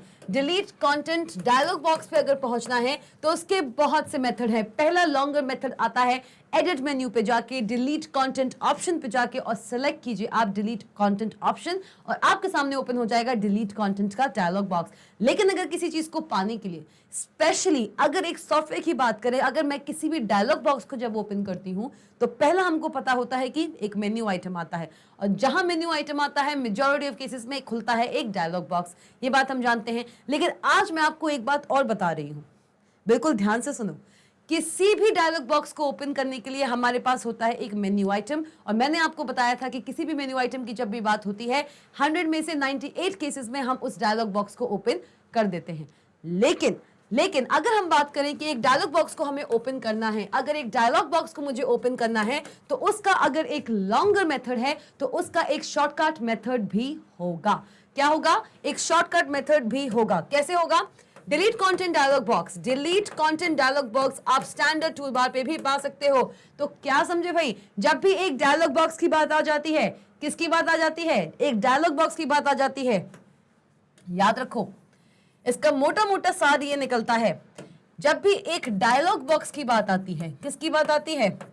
डायलॉग बॉक्स की बात आती है, चाहे आपका कोई भी सॉफ्टवेयर हो, कोई भी सॉफ्टवेयर हो आपका, जब भी एक डायलॉग बॉक्स की बात आती है तो उस डायलॉग बॉक्स को जब ओपन करना होता है किसी भी सॉफ्टवेयर के अंदर, चाहे राइटर हो, चाहे आपका इंप्रेस हो, या हो आपका कैल्क सॉफ्टवेयर, हर सॉफ्टवेयर में आपको दो ऑप्शंस जरूर से जरूर मिलेंगे। सबसे पहला, या फिर कह लीजिए कि तीन ऑप्शंस मिलने वाले हैं। चलिए, क्या मिलेंगे? तीन ऑप्शंस मिलने वाले हैं। सबसे पहला, एक मेन्यू आइटम। एक मेन्यू आइटम के थ्रू आप एक डायलॉग बॉक्स तक जरूर पहुंचोगे। किसी भी मेन्यू आइटम के थ्रू आप एक डायलॉग बॉक्स तक जरूर जाते हो, और अगर मेन्यू आइटम के थ्रू आप डायलॉग बॉक्स तक जाते हो तो भैया इस डायलॉग बॉक्स तक पहुंचने के लिए आपको मिलेगा एक स्टैंडर्ड टूल बार पे। किस पे? आपको मिलेगा एक स्टैंडर्ड टूल बार पे ऑप्शन। क्या मिलने वाला है? आपको मिलेगा स्टैंडर्ड टूल बार। जी हां, आपको मिलेगा स्टैंडर्ड टूल बार पे एक ऑप्शन। उस ऑप्शन को सिलेक्ट करके भी आप इस डायलॉग बॉक्स को ओपन कर पाएंगे। और थर्ड क्या होता है? जल्दी बता देती हूं, मैं ऐसे बता देती हूं, है ना, ऐसे हम देख लेते हैं इस चीज को। थर्ड ऑप्शन क्या होता है? जब अगर एक मेन्यू आइटम के थ्रू हम डायलॉग बॉक्स पे पहुंच रहे हैं, मैं एक स्टैंडर्ड टूल बार के थ्रू एक डायलॉग बॉक्स पे पहुंच रही हूं, तो थर्ड ऑप्शन क्या है? थर्ड ऑप्शन है आपका ये। क्या है भाई? क्या है थर्ड ऑप्शन? थर्ड ऑप्शन है आपका एक शॉर्टकट मेन्यू। कौन सा भाई? एक शॉर्टकट मेन्यू, या फिर सब मेन्यू कह लीजिए। ये तीनों ही चीजें ऐसी होती हैं। आप चाहें तो राइटर एप्लीकेशन उठा के देख लीजिए, इंप्रेस की पूरी मेरी प्लेलिस्ट देख लीजिएगा। जब जब किसी भी डायलॉग बॉक्स की बात हुई है, ये तीनों चीजें आई हैं। एक मेन्यू आइटम के थ्रू आप डायलॉग बॉक्स से पहुंच पा रहे हो, और एक स्टैंडर्ड टूल बार पे उस डायलॉग बॉक्स तक पहुंचने के लिए आपको एक ऑप्शन मिला हुआ हो, और किसी एक शॉर्टकट मेन्यू, मतलब राइट क्लिक कीजिए और आपके सामने खुल के आएगा एक शॉर्टकट मेन्यू, उसमें भी आप पहुंच सकते हो किसी एक डायलॉग बॉक्स पे। तो ये चीजें अब बिल्कुल ध्यान में आ गई हैं, जहन में उतार लो इन चीजों को। चलिए ठीक है। अब तो you can also select delete contents. क्या कर सकते हो आप? You can also select the delete contents option from the shortcut menu. जैसे मैंने कहा था, डिलीट कॉन्टेंट ऑप्शन को आप सिलेक्ट कीजिए। कहां से? शॉर्टकट मेन्यू से। जैसे कि आप यहां देख सकते हैं, देख लीजिए भैया फटाफट। एडिट पे जाइए, एडिट पे जाने के बाद आप सेलेक्ट करेंगे डिलीट कॉन्टेंट्स ऑप्शन, और आपके सामने खुल के आ जाएगा एक डिलीट कॉन्टेंट डायलॉग बॉक्स। दूसरा ऑप्शन क्या आता है आपका? दूसरा ऑप्शन आता है कि दूसरा ऑप्शन आपके सामने आता है कि आप स्टैंडर्ड टूल बार पे, अच्छा ये यहाँ पे बना हुआ नहीं है, चलिए कोई बात नहीं, स्टैंडर्ड टूल बार पे भी आप सिलेक्ट कर सकते हैं डिलीट कंटेंट्स ऑप्शन को फ्रॉम द शॉर्टकट मेन्यू। आप स्टैंडर्ड टूल बार पे भी एक डिलीट कंटेंट्स ऑप्शन को सिलेक्ट कर सकते हैं। अच्छा just give me a minute. हाँ, इसमें स्टैंडर्ड टूल बार पे नहीं दिया हुआ है, वैसे मेजॉरिटी केसेस में दिया हुआ होता है। चलो देखिए, ये जो चीज मैंने आपको बताई है ये बिल्कुल 100 आने सच है, बिल्कुल 100 आने सच है कि जब भी किसी डायलॉग बॉक्स की बात होती है, मैक्सिमम डायलॉग बॉक्सेस को आप स्टैंडर्ड टूल बार से भी खोल सकते हो। लेकिन एक डिलीट कंटेंट एक ऐसा डायलॉग बॉक्स है, डिलीट कंटेंट एक ऐसा डायलॉग बॉक्स है जो सिर्फ और सिर्फ आप किससे खोल सकते हैं? एक एडिट मेन्यू आइटम से और एक शॉर्टकट मेन्यू से। हो सकता है आगे आपको दिख जाए कि एक स्टैंडर्ड टूल बार पे भी इसका ऑप्शन मिलता हो, लगता है कि मिलेगा? लगता है? चलिए देखते हैं मिलता है कि नहीं मिलता है। अगर मिलता है तो ये चीज सही है, और अगर नहीं मिलता है, एक स्टैंडर्ड टूल बार पे अगर आपको डिलीट कंटेंट डायलॉग बॉक्स का ऑप्शन नहीं मिलता है तो ये जो डिलीट कंटेंट डायलॉग बॉक्स है ये एक एक्सेप्शन है। मेजॉरिटी जो हमारे डायलॉग बॉक्सेस हैं उन सब का ऑप्शन आपको स्टैंडर्ड टूल बार पर जरूर से जरूर मिलेगा। पेस्ट ले लीजिए, कॉपी ले लीजिए, आप न्यू फाइल ले लीजिए, ये सारे के सारे आपको स्टैंडर्ड टूल बार पर जरूर मिलते हैं।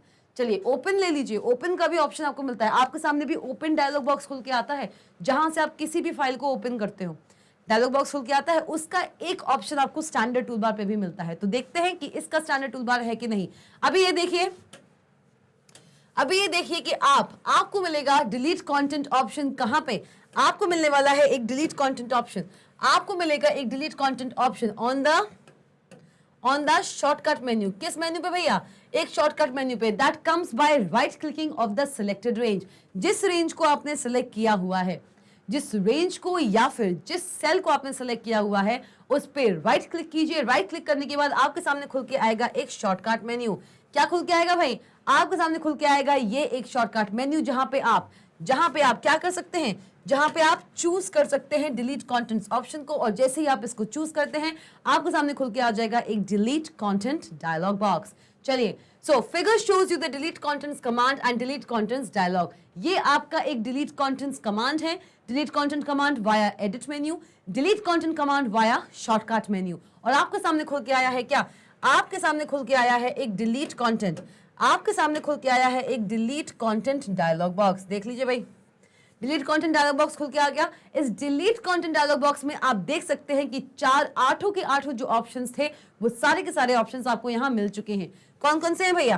कौन कौन से हैं देख लेते हैं फटाफट से। Delete all, text, numbers, date and time, formulas, notes, formats, objects. अगर आप डिलीट ऑल पे क्लिक करते हैं तो ऑटोमेटिकली ये सारे के सारे अपने आप ही सिलेक्ट हो जाएंगे, बिकॉज डिलीट ऑल ऑप्शन बोलता है चाहे आपका टेक्स्ट हो, नंबर्स हो, फॉर्मूला हो, डेट एंड टाइम हो, फॉर्मेट हो, कमेंट हो, ऑब्जेक्ट हो, कुछ भी हो भाई, एक सेल डेटा वैल्यू की, एक सेल में जो डेटा वैल्यू है वो इनमें से कुछ भी हो सकता है। अगर आपने डिलीट ऑल पे क्लिक कर दिया तो ऑटोमेटिकली इस डिलीट कंटेंट्स डायलॉग बॉक्स के अंदर ये सारे के सारे चेक बॉक्सेस जो हैं वो चेक्ड हो जाएंगे अगर आपने डिलीट ऑल पे क्लिक कर दिया है। तभी देखिए डिलीट ऑल थोड़ा सा ना ऊपर को लिखा है टेक्स्ट से, देखिए इन सब के बीच में इतनी स्पेसेस नहीं है जितना स्पेस डिलीट ऑल और टेक्स्ट के बीच में है, क्योंकि ये एक तरीके का होता है सिलेक्ट ऑल ऑप्शन। क्या होता है? ये एक सिलेक्ट ऑल ऑप्शन की तरह काम करता है। क्लियर हुई ये बात? जल्दी से बता दो, जल्दी से बता दो क्लियर हुई ये बात। कमेंट सेक्शन में जाइए और बताइए ये बात क्लियर हुई है कि नहीं। आगे देखते हैं कि क्या हम डिलीट कंटेंट डायलॉग बॉक्स को ओपन कर सकते हैं via the option on standard tool बार। क्या ये हो सकता है? चलिए देखते हैं। नहीं हो सकता है, जी हाँ बिल्कुल नहीं हो सकता है। आपके डायलॉग बॉक्सेस को आप जब भी ओपन करेंगे वो एक menu item, standard tool bar पे ऑप्शन या एक शॉर्टकट मेन्यू के थ्रू भी ओपन किया जा सकता है एक डायलॉग बॉक्स। लेकिन डिलीट कंटेंट डायलॉग बॉक्स एक ऐसा डायलॉग बॉक्स था जिसको हम स्टैंडर्ड टूल बार की हेल्प से ओपन नहीं कर सकते, उसका कोई भी शॉर्टकट ऑप्शन वहां पे नहीं दिया हुआ है। आप सिर्फ और सिर्फ मेन्यू आइटम, कौन सा menu item? Edit menu item की हेल्प से डिलीट कंटेंट्स को सिलेक्ट करके डिलीट कंटेंट डायलॉग बॉक्स तक पहुंच सकते हैं। या फिर जिस सेल को और जिस रेंज की सेल्स के डेटा को आप डिलीट करना चाहते हैं वहां पे जाइए, उसको सिलेक्ट कीजिए, अपने माउस पे राइट क्लिक कीजिए और चूज कीजिए डिलीट कंटेंट्स ऑप्शन को। आपके सामने फिर से खुल के आ जाएगा डिलीट कंटेंट्स डायलॉग बॉक्स। चलिए अब बात करते हैं किसकी? अब बात करते हैं हम नेमिंग अ रेंज। किसकी बात करने वाले हैं हम बात करने वाले हैं नेमिंग अ रेंज। अब एक रेंज को आप एक नाम भी दे सकते हो। You can even give a name to the range. एक रेंज जो आपने रेंज सेलेक्ट की है उसको आप एक नेम भी दे सकते हैं। चलिए देखिए कैसे। To name a range in OOO calc all you need to do is, एक OOO कैल्क सॉफ्टवेयर के अंदर या फिर कैल्क सॉफ्टवेयर के अंदर अगर आप किसी भी रेंज को एक नेम देना चाहते हैं, मतलब मैंने अगर आपसे कहा कि there are 6 to 7 ranges in a single worksheet, एक पूरी वर्कशीट में देयर वर 6 to 7 रेंजेस, तो मुझे ये आइडेंटिफाई करना है कि मैं किस रेंज को सेलेक्ट कर रही हूं। तो ऐसे में हमारे लिए सबसे ज्यादा इजी क्या होगा कि मैं उस रेंज को एक नेम दे दूं। Bye identifying the name of a range I can work on a specific range in the entire worksheet. Right और नॉट? राइट और नॉट? जल्दी बता दो कमेंट सेक्शन में। हाँ जी जल्दी से बताओ कमेंट सेक्शन में। जी हाँ, तो अगर आप कैल्क सॉफ्टवेयर के अंदर भैया किसके अंदर? कैल्क सॉफ्टवेयर के अंदर किसी भी रेंज को कैल्क सॉफ्टवेयर के अंदर अगर आप किसी भी रेंज को एक नेम देना चाहते हो, क्या देना चाहते हो? अगर आप कैल्क सॉफ्टवेयर के अंदर किसी भी रेंज को एक नेम देना चाहते हो तो वो आप कैसे कर सकते हो? चलिए सेलेक्ट कीजिए the range to be name. पहली बात तो सिलेक्ट करना है भाई, चाहे आपको कोई भी एक्टिविटी परफॉर्म करनी हो किसी एक सेल पे या एक रेंज पे, तो सबसे पहले उसको सिलेक्ट करना तो बनता है। चलिए, तो मैंने पहले सिलेक्ट किया द रेंज। हम यहाँ पे नेम किसको दे रहे हैं? एक रेंज को। तो पहले मैं सिलेक्ट करूंगी, I will select, first of all I will select the name, first of all I will select the range जिसको मुझे नेम देना है। I will select the range जिसको मुझे एक नेम देना है। क्या किया मैंने सबसे पहले सिलेक्ट किया है उस रेंज को। चलिए, select the range to be named, type the name which is to be given to the selected range in the name box। जैसे ही आप select करते हो, जैसे ही आप select करते हो एक रेंज को, आपके सामने खुल के आता है एक नेम बॉक्स। क्या खुल के आता है? जैसे ही आपने उस रेंज को select किया, आपके सामने खुल के आएगा एक नेम बॉक्स। उस नेम बॉक्स पे आप अपने मन का कोई भी नेम दे सकते हो। क्या कर सकते हो? Type the name which is to be given to the selected range. किसको भाई? जिस रेंज को हमने सिलेक्ट किया है in the name box. Whenever you need to refer to this range, just click in the name box and pick the range name from its drop down list। क्या करना है? जब भी entire worksheet में, there can be certain cases कि entire worksheet में suppose करो 100 ranges हैं, बनाए होंगे आपने, 100 रेंजेस हैं, बहुत सारे डेटा वैल्यूज दी हुई हैं। जब 65,536 रोज हो सकती हैं, 1024 कॉलम्स हो सकते हैं, तो एक वर्कशीट के अंदर क्या 100 रेंजेस नहीं हो सकती? बिल्कुल हो सकती हैं। तो हर एक रेंज को एक दूसरे से यूनिकली आइडेंटिफाई करने के लिए, डिफरेंशिएट करने के लिए हम हर एक रेंज को एक नेम देते हैं, और वो नेम हम दे सकते हैं इन द नेम बॉक्स। अब अगर उस नेम बॉक्स में मैं एक सिंगल नेम बॉक्स में मैं मल्टीपल रेंजेस के नेम दे सकती हूँ। जब भी मुझे एंटायर वर्कशीट में किसी एक स्पेसिफिक रेंज को अगर पॉइंट आउट करना है, उस पर कोई वर्क करना है, मैं इस नेम बॉक्स पे जाऊंगी और वहां पे मुझे मिलेगा एक drop down menu, drop down option पे मैं क्लिक करूंगी और मेरे पास खुल के आएंगी बहुत सारी रेंजेस के name. I will choose the desired range of my choice.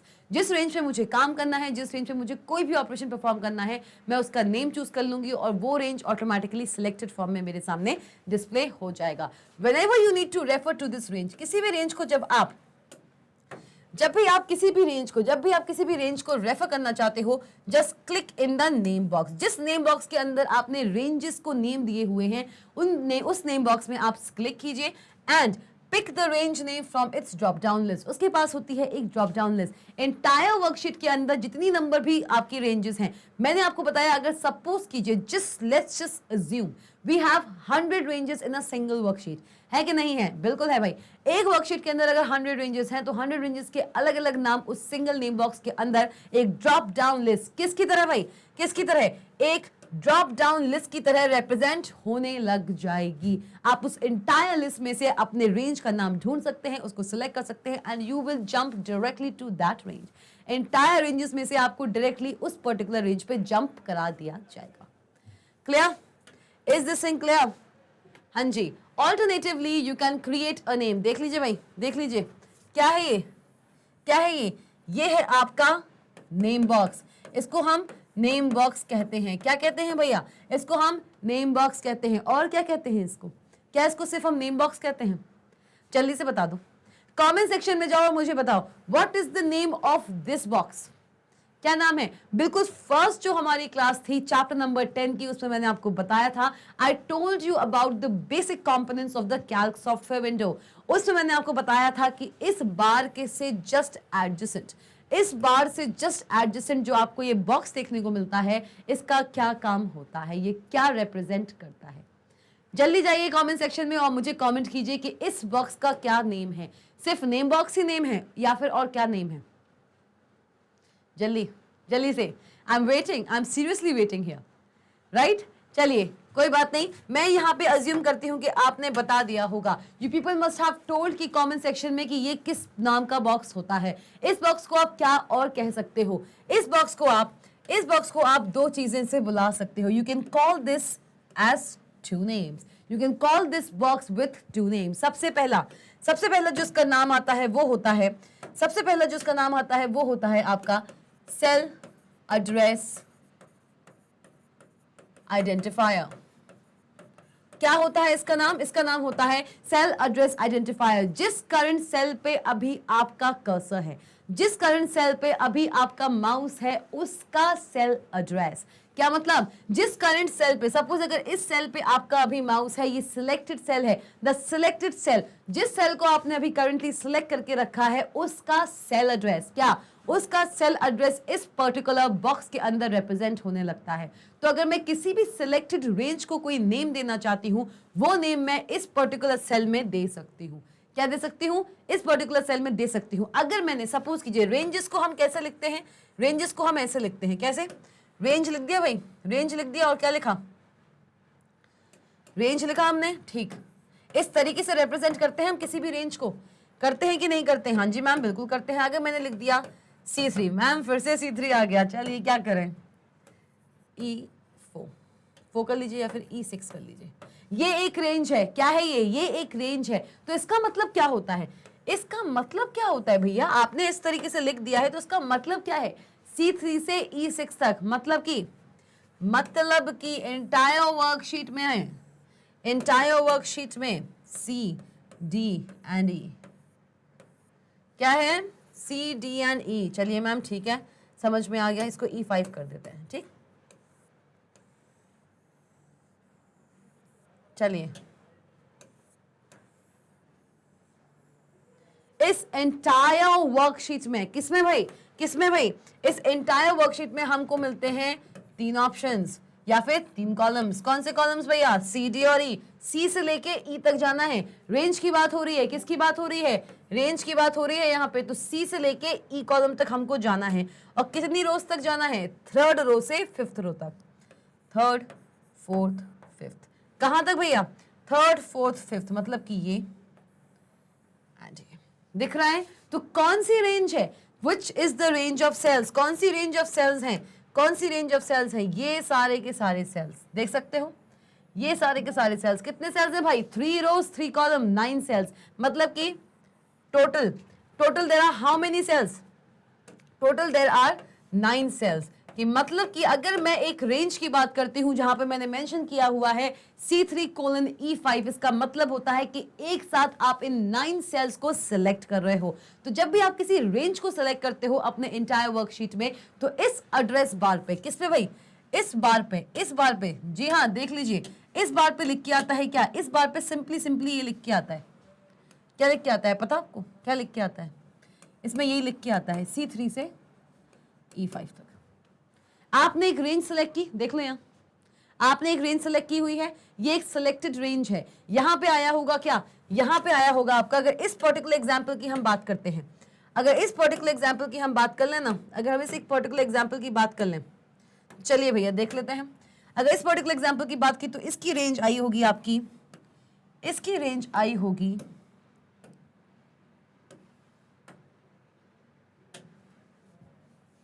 इसकी रेंज होगी A2 से, किससे भाई? A2 से, ठीक है मैम। A2 से कहां तक जाएगा यार? कहां तक जाएगा? A2 से जाएगा, लास्ट सेल क्या है? लास्ट सेल है इसका C10 तक। ये इसका नेम होगा, क्या होगा? ये इसका नेम होगा जो आपको यहाँ पे दिख रहा होगा। इस नेम को मैंने यहाँ पे एडिट कर दिया, मैं इस पर्टिकुलर बॉक्स पे गई, मैंने डबल क्लिक किया, यहाँ पे ये आपका नेम दिया हुआ था, ये नेम जो है इसको मैंने इरेज करके कर दिया है 2 मार्क्स। क्या कर दिया है? इसको मैंने इरेज करके कर दिया है 2 मार्क्स। तो अब ये जो रेंज है, इस रेंज को एक नेम रिप्रेजेंट कर रहा है। क्या कर रहा है? ये नेम रिप्रेजेंट कर रहा है। तो जब आप किसी भी रेंज को सेलेक्ट करोगे तो अब वो STU मार्क्स से रिप्रेजेंट होने लगेगा। जब भी आपको इस रेंज को सेलेक्ट करना होगा तो आप सिंपली क्या करेंगे? आपको मिलेगा यहाँ पे एक ड्रॉप डाउन बॉक्स। क्या मिला हुआ है? ये एक ड्रॉप डाउन बॉक्स है। याद रखो, ये एक सेल एड्रेस आइडेंटिफायर है, और इसको क्या बोला जाता है? और इसको एक और चीज बोली जाती है, क्या बोला जाता है? Name box. हम सब जानते हैं। किसी भी रेंज को अगर आप सिलेक्ट करते हैं एंटायर वर्कशीट में, तो उस रेंज को आप एक नेम दे सकते हैं इन द नेम बॉक्स, जैसे कि आपको यहां दिख रहा है। और अगर आपने मल्टीपल रेंजेस को कोई नेम दिए हुए हैं तो एक ड्रॉप डाउन लिस्ट बनती जाती है, जिसको आप पा सकते हो बाय क्लिकिंग ऑन इस पर्टिकुलर ड्रॉप डाउन लिस्ट को आप पा सकते हो by clicking on this drop down arrow. इस पे आप सेलेक्ट कीजिए, यहाँ पे आपने जितनी भी रेंजेस को नेम दिए हुए हैं उन सब के सब रेंजेस का यहाँ पे आपको एक लिस्ट मिलेगी। सिलेक्ट कीजिए अपनी रेंज को और डायरेक्टली आप उस इंटायर वर्कशीट में डायरेक्टली जंप कर जाएंगे उस स्पेसिफिक रेंज पे। चलिए, तो alternatively you can create a name for a selected range by clicking at insert names define command. कैसे कर सकते हो आप किसी भी सिलेक्टेड, या तो आप डायरेक्टली यहाँ पे जाके एडिट कर दो। सबसे पहली बात क्या किया हुआ है, नेम बॉक्स पे गए, ठीक। सबसे पहले काम क्या करोगे आप, या तो आप डायरेक्टली यहाँ पे रेंज सेलेक्ट करो, यहाँ पे जाके आप उसे एडिट कर दो तो हो जाएगा। नहीं तो क्या कीजिए, बड़ा मेथड है भैया, इंसर्ट पे जाइए। किस पे जाना है, इंसर्ट पे जाइए। इंसर्ट पे जाइए, नेम्स ऑप्शन पे जाइए और आपके सामने आ जाएगा डिफाइंड कमांड। कौन सा कमांड आएगा, आपके सामने आएगा एक डिफाइन कमांड। क्या करना है, क्या करना है भाई, क्या करना है, इंसर्ट मेन्यू पे जाओ, फिर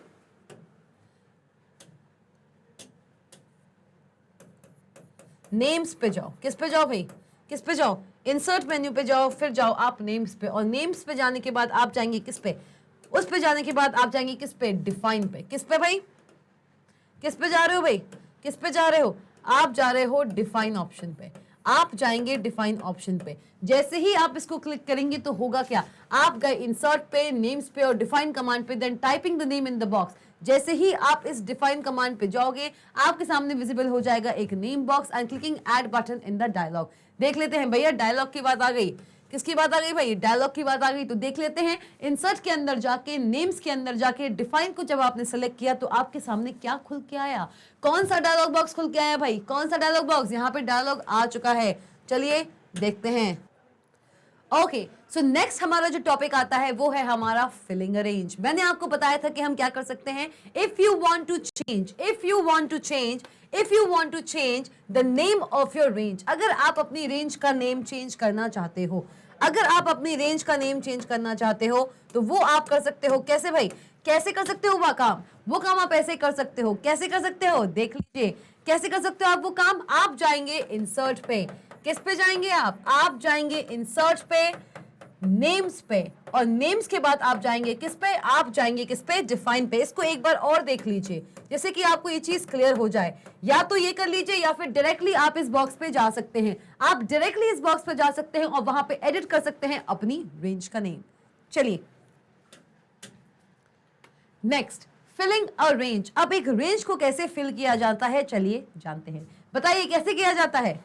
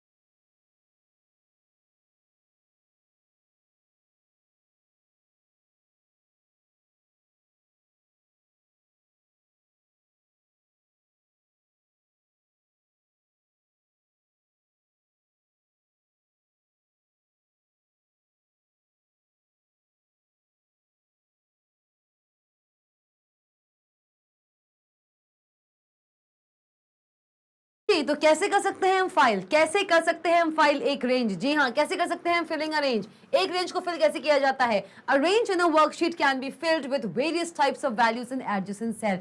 एक वर्कशीट में जो रेंज होती है उसको हम फिल कर सकते हैं। क्या कर सकते हैं, एक पर्टिकुलर वर्कशीट में जो रेंज होती है। रेंज किसका होता है भाई, किसका होता है रेंज, रेंज कहेगी। अगर हम रेंज की बात करते हैं, अगर हम रेंज की बात करते हैं तो रेंज की बात कर रहे हैं तो मतलब बहुत सारे सेल्स की बात हो रही है। किसकी बात हो रही है, ग्रुप ऑफ सेल्स की बात हो रही है।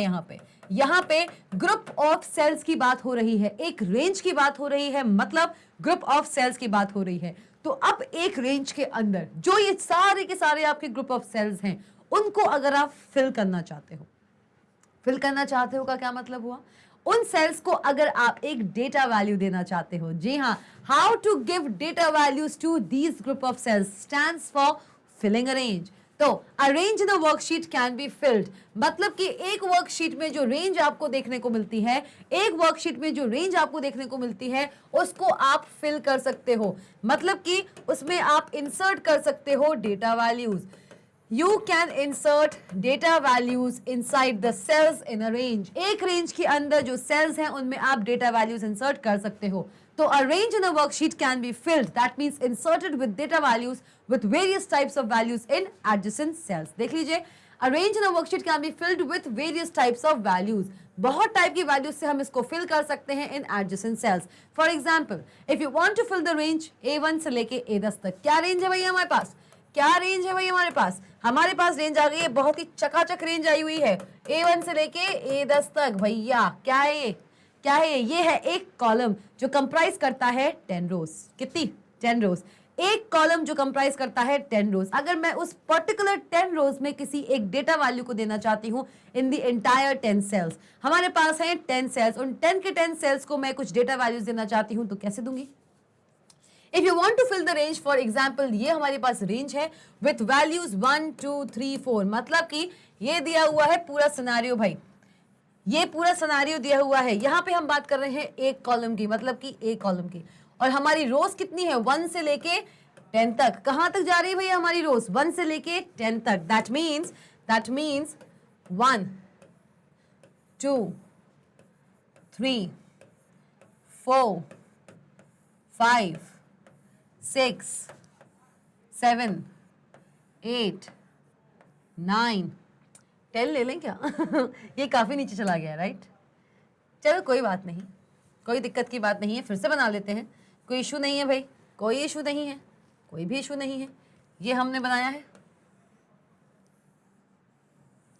इसमें है हमारी 10 रोज, 1 2 3 4 5 6 1 2। काफी पतली जा रही है, क्यों, टेबल ही नहीं बन रही है। चलिए कोई नहीं, बनाएंगे तो जरूर। 1 2 3 4 5 6 7 8 9, और एक यहाँ हम बना लेते हैं 10। क्या कर लेते हैं हम, यहाँ बना लेते हैं एक 10 टेबल। चलो ठीक है, कितनी रोज है भाई, कितनी रोज है, वी हैव 10 रोज। मैम कहेंगे, आप बच्चे भी कहेंगे कि मैम आप टेबल ही नहीं बना पा रहे हो। 1 2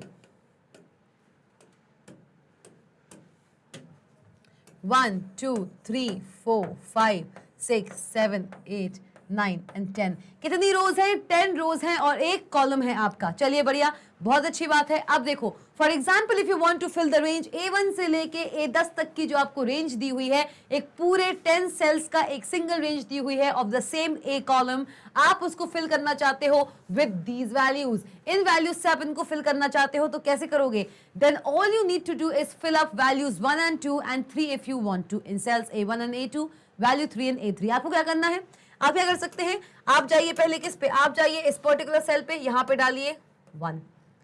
क्या डालेंगे आप यहां पे डालेंगे 1, ठीक है भाई, डाल दिया हमने। 2 पे जाइए, A2 पे जाइए 2, A3 पे जाइए 3, अलग अलग जाइए सेल्स पे और आप यहां पे वैल्यूज दे सकते हो। And then you can fill the desired range using one of the various methods of filling in OOO Calc। मतलब कि आप चाहे तो इस एंटायर रेंज में अगर कोई भी वैल्यू देना चाहते हो, अगर 10 सेल्स यहाँ पे दिए हुए हैं, तो आपके पास सबसे पहले आपके दिमाग में क्या आता है कि मैं ये काम कैसे कर सकता हूं या कर सकती हूं। मैं हर एक सेल पे इंडिविजुअली जाऊंगी, कैसे एडिटिंग करते हैं किसी भी सेल के कंटेंट को, वो सब हम पढ़ चुके हैं हमारे editing in contents in cell part 1 के अंदर। How to insert a value in a cell, ये भी एक सेल्स ही तो है, एक साथ सारे के सारे सेल सिलेक्टेड है, बस इतनी सी बात है। तो आप इस सेल को सिलेक्ट करेंगे 1 देंगे, आप इस सेल को सिलेक्ट करेंगे 2 वैल्यू देंगे, और इस सेल को सिलेक्ट करेंगे 3 4 5 6 एंड सो ऑन। एक तरीका तो ये है। अगर आपको ये करना है, ये तो हुई 10 सेल्स की बात। अब सपोज करो अगर 1000 सेल्स का कोई एक रेंज हो, तो क्या हर एक सेल पे जाके आप वैल्यू देते रहोगे, नहीं ना। तो आप एक रेंज के अंदर जो सेल्स आते हैं, एक रेंज के अंदर जो सेल्स आते हैं, उनको आप डेटा वैल्यूज प्रोवाइड करा सकते हो विथ वेरियस मेथड्स। क्या क्या मेथड्स होते हैं, चलिए जाने। चलिए, सबसे पहला, data can be filled in various way. सबसे पहला by dragging the fill handle. किस तरीके से आप फिल हैंडल को ड्रैग करोगे? किसको ड्रैग करोगे? फिल हैंडल को, by using the series command. कौन सा कमांड भाई? Series command. एडिट पे चले जाओ भैया, एडिट पे चले जाओ, एडिट पे जाओ, फिल पे जाओ और सीरीज कमांड पे जाओ। एडिट पे जाओ, फिल पे जाओ और सीरीज कमांड पे जाओ। मतलब क्या हो रहा है?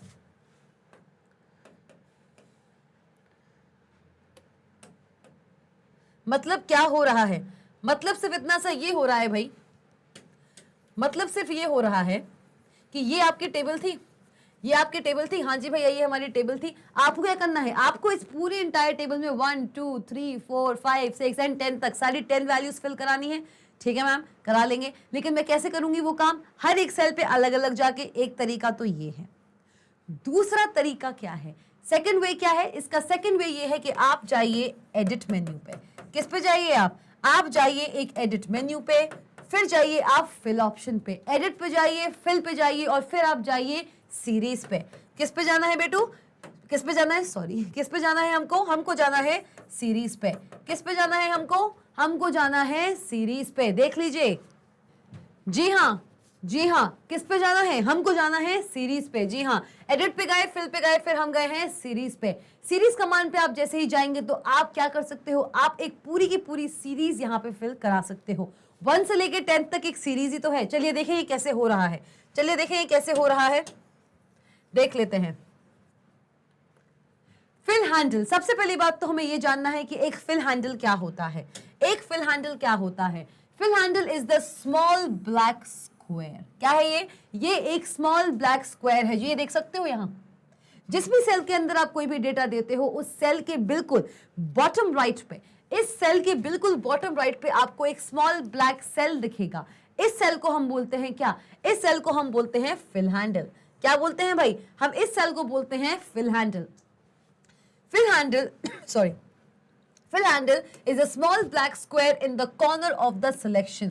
जिस भी सेल को आपने सेलेक्ट करके रखा है या मल्टीपल सेल्स को सेलेक्ट करके रखा है, उसके बिल्कुल बॉटम राइट पे, जी हाँ, बॉटम राइट पे आप देख सकते हो, बॉटम राइट पे आपको एक ब्लैक स्क्वायर देखने को मिलता है, वो कहलाता है आपका फिल हैंडल। चलिए, point to the fill handle. अब इसका यूज क्या है, आप इसे यूज कैसे करते हैं और कैसे इस फिल हैंडल की वजह से या इस फिल हैंडल की हेल्प से आप अपने एंटायर रेंज के सेल्स में इनपुट करा सकते हो multiple values in one go.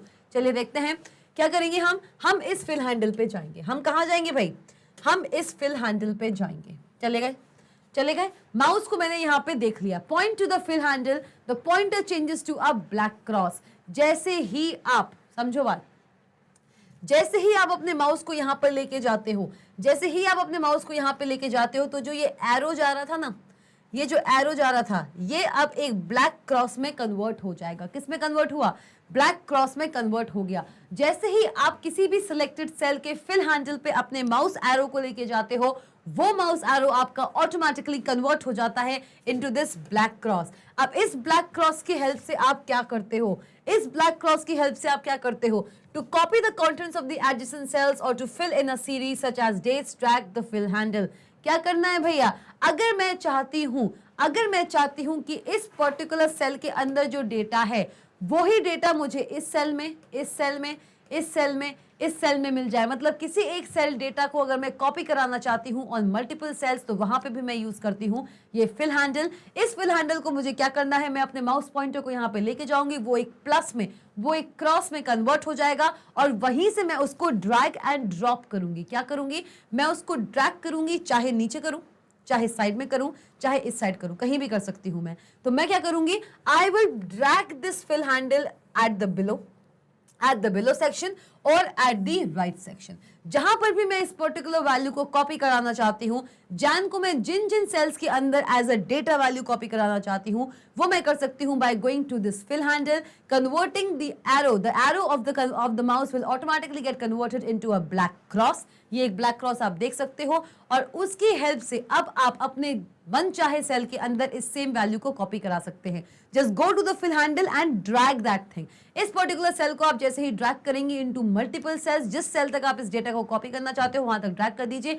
इस सेल का डेटा ऑटोमेटिकली, जिस सेल तक आपने इस फिल हैंडल को ड्रैग किया हुआ है ना, उस सेल तक, हर एक सेल में इस डेटा को कॉपी कर दिया जाएगा।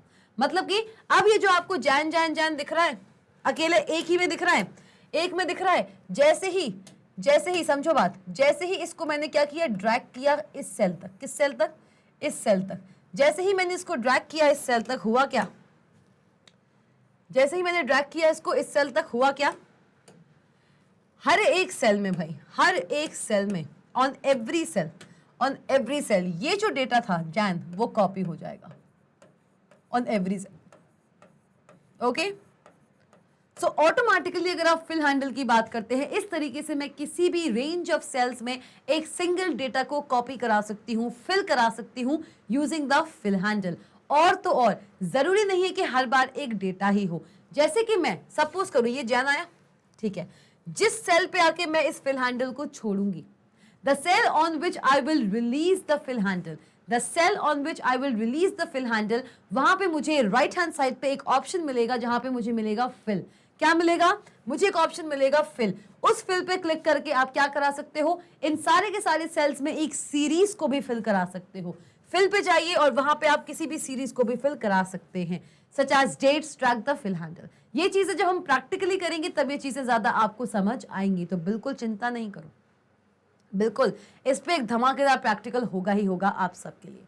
चलिए अब बात करते हैं to display a shortcut menu that contains fill options. अगर आप एक शॉर्टकट मेन्यू चाहते हो, एक आपको मिला है लॉन्गर मेथड, क्या लॉन्गर मेथड मिला है आपको मिला है क्या, देख लीजिए फटाफट से, आपको मिला है एडिट पे जाइए, फिल पे जाइए और जाइए सीरीज पे। एडिट पे जाओ, फिल पे जाओ, सीरीज पे जाओ, आप एक सीरीज फिल करा सकते हो on your selected range of cells, पहली बात। दूसरा तरीका, अगर एक लॉन्गर मेथड है ना तो एक शॉर्टकट मेथड तो होना बनता है।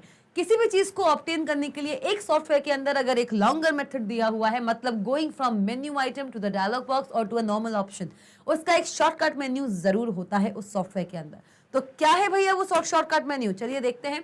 Shortcut menu to display a shortcut menu that contains fill options, hold down the mouse button, इस पर्टिकुलर सेल पे है, ठीक है, इस पर्टिकुलर सेल के बिल्कुल बॉटम राइट पे हमको मिल गया है फिल हैंडल। यहां पे आपको कुछ नहीं करना है, अपने माउस को लेके जाइए, राइट क्लिक कीजिए, आपके सामने खुल के आ जाएगा एक शॉर्टकट मेन्यू। उस शॉर्टकट मेन्यू में आपको कुछ नहीं करना है, उसमें आपको बस चूज करना है फिल ऑप्शंस। क्या करना है, फिल ऑप्शंस शूट करना है, उसको चूज करना है to display a shortcut menu that contains fill options. Hold down कीजिए right mouse button as your drag fill handle. आप क्या करेंगे, आप जैसे ही ड्रैग करते हैं फिल हैंडल को, जैसे मैंने आपको बताया, आप क्या करेंगे, आप करेंगे इस पर्टिकुलर फिल हैंडल को ड्रैग एंड ड्रॉप, और जिस लास्ट सेल तक आप इस पर्टिकुलर हैंडल को लेके जाएंगे वहां पे राइट क्लिक कीजिए और आप फिल कर सकते हैं अपनी इंटायर रेंज ऑफ सेल्स को एक सीरीज से या एक सिंगल कॉपी डेटा से। You can fill. सेकंड आता है आपका filling by dragging fill handle. अब किस तरीके से, देख लो भाई, देखो इसको, देखो बड़े अच्छे से देखो भैया, बड़े अच्छे से देखो। Filling by dragging the fill handle. अब हम क्या कर रहे हैं, हम अपने फिल हैंडल को ड्रैग कर रहे हैं। अभी तक हमने अपने फिल हैंडल को यहाँ पे डिस्प्ले कराया है कि एक फिल हैंडल कैसे आ सकता है। अब उस फिल हैंडल को जब हम ड्रैग कराते हैं from the cell, from the source cell, जिसके डेटा को मुझे रेंज ऑफ सेल्स में कॉपी करना है या जिसके डेटा को मुझे एक सीरीज के फॉर्म में कॉपी करना है, वहां से मैं उस फिल हैंडल को ड्रैग करते करते उस सेल तक लेके आऊंगी। कहां तक लेके आऊंगी, मैं उस फिल हैंडल को उस सेल तक लेके आऊंगी जहां तक मैं उस डेटा को कॉपी करना चाहती हूं या जहां से मैं उस सीरीज को कॉपी करना चाहती हूं हमारे नेक्स्ट सेल तक। एक पूरा रेंज बनाऊंगी मैं। कैसे करेंगे हम, you can fill in several types of series by selecting cells and then dragging the fill handle. क्या करना है, यहां पे जैन दिया हुआ था, जैन दिया हुआ था, अब इस जैन पे था ये एक फिल हैंडल दिख रहा है, एक ब्लैक स्क्वायर दिख रहा है। इस फिल हैंडल पे आप गए, जैसे ही आप इस फिल हैंडल पे गए, आपका जो माउस का एरो था वो एक क्रॉस में, एक ब्लैक क्रॉस में कन्वर्ट हुआ। उस ब्लैक क्रॉस को आपने किया क्या है, यहाँ पे क्या दिख रहा है आपको, वो जो आपका ब्लैक क्रॉस बना था ना, वो धीरे धीरे धीरे धीरे करते करते आप यहां तक लेके आए। कहां तक लेके आए भाई, कहां तक लेके आए आप यहां तक लेके आए उस ब्लैक क्रॉस को। यहां पे था पहले ब्लैक क्रॉस, यहां पे था, उस ब्लैक क्रॉस को आप कहां तक लेके आए, आप उस ब्लैक क्रॉस को यहां तक लेके आए हो। कहां तक लेके आओ भैया, ब्लैक क्रॉस है, वो ब्लैक क्रॉस आप यहां तक लेके आए, और यहां पे जैसे आपने छोड़ा ना, जैसे आपने रिलीज किया अपने ब्लैक क्रॉस को, तो यहां पे आपको मिलता है साइड में एक शॉर्टकट मेन्यू। क्या मिलता है? एक शॉर्टकट मेन्यू जहां पे आपको बहुत सारी सीरीज के ऑप्शंस मिलते हैं। You can fill in several types of series. आप बहुत टाइप की सीरीज को फिल कर सकते हो। You can fill in various several types of series by selecting cells and then dragging the fill handle. जैसे कि हमने बताया, कॉपिंग डेटा विद इन अ रो और अ कॉलम। एक सिंगल रो या एक सिंगल कॉलम में अगर किसी सेल में कोई डेटा दिया हुआ है, अगर मैं उस सेम डेटा को कॉपी करना चाहती हूं on multiple cells in a single row, and if I want to copy the cell data to multiple cells of a same column, तो वो हम कैसे कर सकते हैं? If you have selected one cell only, suppose करो आपने एक ही सेल सेलेक्ट किया हुआ है, अच्छी बात है, आपने एक ही सेल सेलेक्ट किया हुआ है। Now you drag the fill handle of this single cell over a range. आपको क्या करना है? अगर आप किसी भी सेल के डेटा को यहाँ पे कॉपी करा रहे हो, अभी तक हम सीरीज डाल रहे थे, क्या हुआ? जैसे कि सपोज करो यहाँ पे जैन था, एग्जाम्पल लेके चलते हैं, देखो यहाँ पे हमारा जैन है, या फिर हम इसको लेके चलते हैं 1, ये हमारा एक सेल है 1। यहाँ पे आपको देखने को क्या मिल रहा है? एक आपका फिल हैंडल, ठीक, ये आपका फिल हैंडल है, सपोज करके चलिए आपका फिल हैंडल है। अब गया यहाँ पे क्या? यहाँ पे आया है आपका arrow.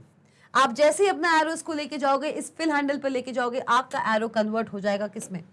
Your arrow will be converted to plus, cross sign, और ये आपके रिमेनिंग सेल्स थे, ये आपके रिमेनिंग सेल्स थे, these were your remaining cells. इसके नीचे 3-4 सेल्स थे। आपने क्या किया? आपने क्या किया भैया? आपने क्या किया है? आपने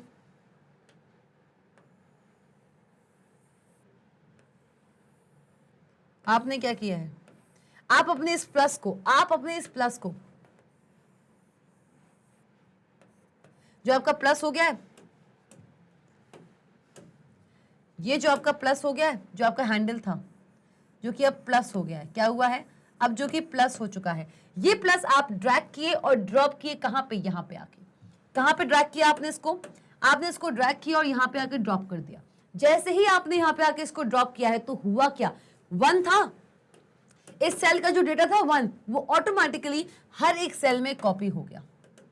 ऑटोमेटिकली ये जो इसका डेटा था वो ऑटोमेटिकली हर एक सेल में कॉपी हो चुका है। लेकिन अगर आप चाहते हैं कि इन हर एक सेल में केवल और केवल 1 कॉपी ना हो, कि एक सीरीज कॉपी हो जाए, तो क्या होगी? आप चाहते हैं यहाँ पे 1 ना आके क्या आने लगे भाई? यहाँ पे 1 ना आके क्या आने लगे? यहाँ पे 1 ना आके क्या आने लगे आप लोगों के सामने? 1 ना आए भाई, यहाँ पे आ जाए आपका 2, 3, 4 एंड 5। एक सीरीज अगर आप करना चाहते हो तो करेंगे क्या? बाय डिफॉल्ट अगर आप किसी भी सेल से किसी भी फिल हैंडल को नीचे तक ड्रैग करते हैं, कहीं भी किसी भी रेंज ऑफ सेल्स पे ड्रैग करते हैं, तो उस सेल का जो कॉपी डेटा है, जो डेटा है वो कॉपी हो जाएगा टू एवरी सिलेक्टेड सेल। वो सेल जहां तक आपका फिल हैंडल गया हुआ है, जिस सेल तक आपने अपने फिल हैंडल को ड्रैग एंड ड्रॉप किया है, वहां तक उस ओरिजिनल सेल का डेटा कॉपी हो जाएगा ऑटोमेटिकली। लेकिन अगर अब वहां पे आप उस पर्टिकुलर डेटा को कॉपी ना करके उसकी एक सीरीज फिल करना चाहते हैं, तो क्या करेंगे आप? आपके यहाँ पे आएगा एक शॉर्टकट मेन्यू। क्या आएगा यहाँ पे? जैसे आप ये करेंगे तो यहाँ पे आपको एक मिल जाएगा शॉर्टकट मेन्यू। वहां से आप किसको सेलेक्ट कर सकते हो? उस शॉर्टकट मेन्यू पे आपको एक ऑप्शन मिलेगा फिल सीरीज का, जिसको आप जब सेलेक्ट करेंगे ना, तो ये जो 1 1 1 1 1 था ना, अब ये हो जाएगा 1 2 1 2 3 4 एंड 5 हुआ। तो मतलब कि किसी भी सेल से अगर आप फिल हैंडल को किसी डिजायर्ड सेल तक अगर एक्सटेंड करते हैं, ड्रैग करते हैं, ड्रॉप करते हैं, तो ऑटोमेटिकली उस ओरिजिनल सेल जहां से हम फिल हैंडल को लेकर चले थे, उसका डेटा हर एक सिलेक्टेड सेल जिसको हमने फिल हैंडल के थ्रू सिलेक्ट किया हुआ है उस पर कॉपी हो जाएगा। लेकिन अगर आप उन सारे के सारे सेल्स में सेम डेटा को, कॉपी डेटा को नहीं रखना चाहते हो, if you do not want that same data to be copied to each and every selected cell of a range, you can go to the right shortcut menu. आपका जो last हमारा जो cell होगा, वहां पे आपको एक राइट शॉर्टकट मेन्यू मिलेगा, वहां पे फिल सीरीज को आप सिलेक्ट कीजिए और आपके इंटायर सेल में एक पूरी सीरीज यहाँ पे फिल हो जाएगी। चलिए, क्लियर? यही दिया हुआ है। If you have selected one cell, अगर आपने एक ही सेल सिलेक्ट किया हुआ है, you drag the fill handle of this single cell over a range. एक रेंज तक आप उसको ड्रैग कीजिए। ड्रैग करने के बाद the contents of the single cell, जो इस सिंगल सेल के कंटेंट थे, that gets copied on to the range covered by the fill handle. हर एक सेल पे जितनी भी रेंज इस फिल हैंडल ने कवर की है, जितनी भी रेंज ऑफ सेल्स इसने फिल हैंडल ने कवर की है, हर एक सेल पे वो सेम डेटा कॉपी हो जाएगा।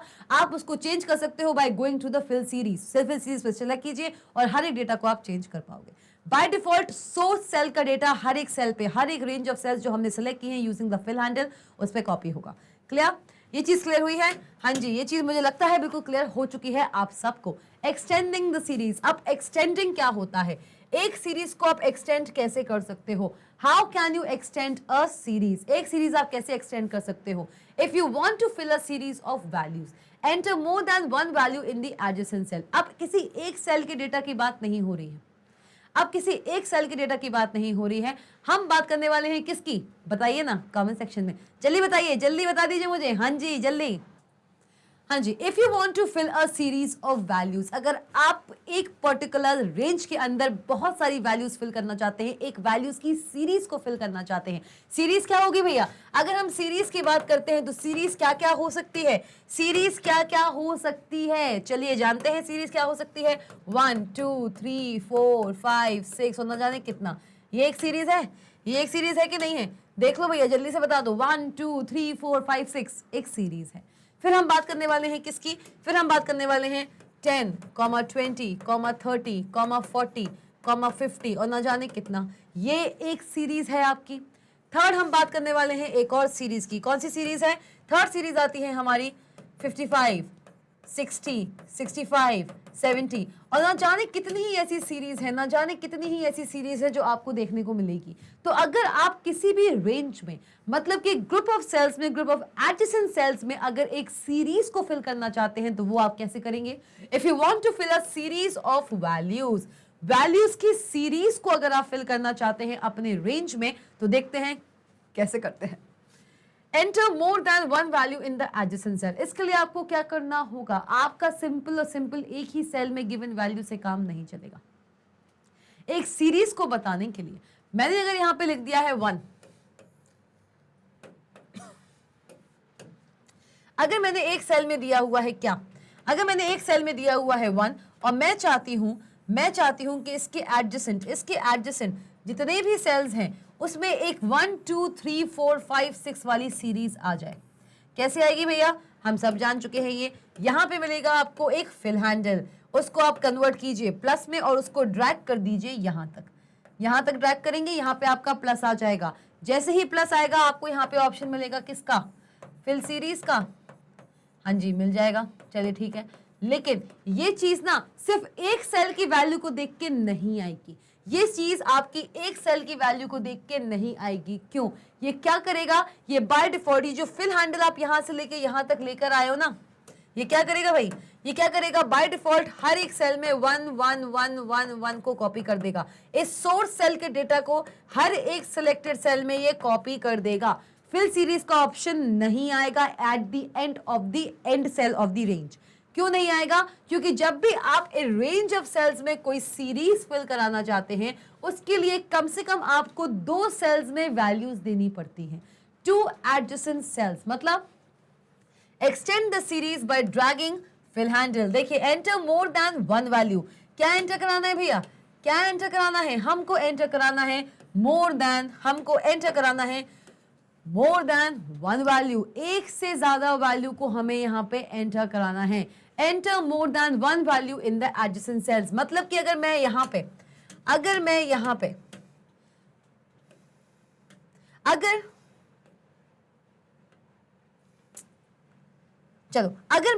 ये फिल कराना चाहती हूं, अगर मैं यहां पे ये चीज फिल कराना चाहती हूं तो कैसे होगा?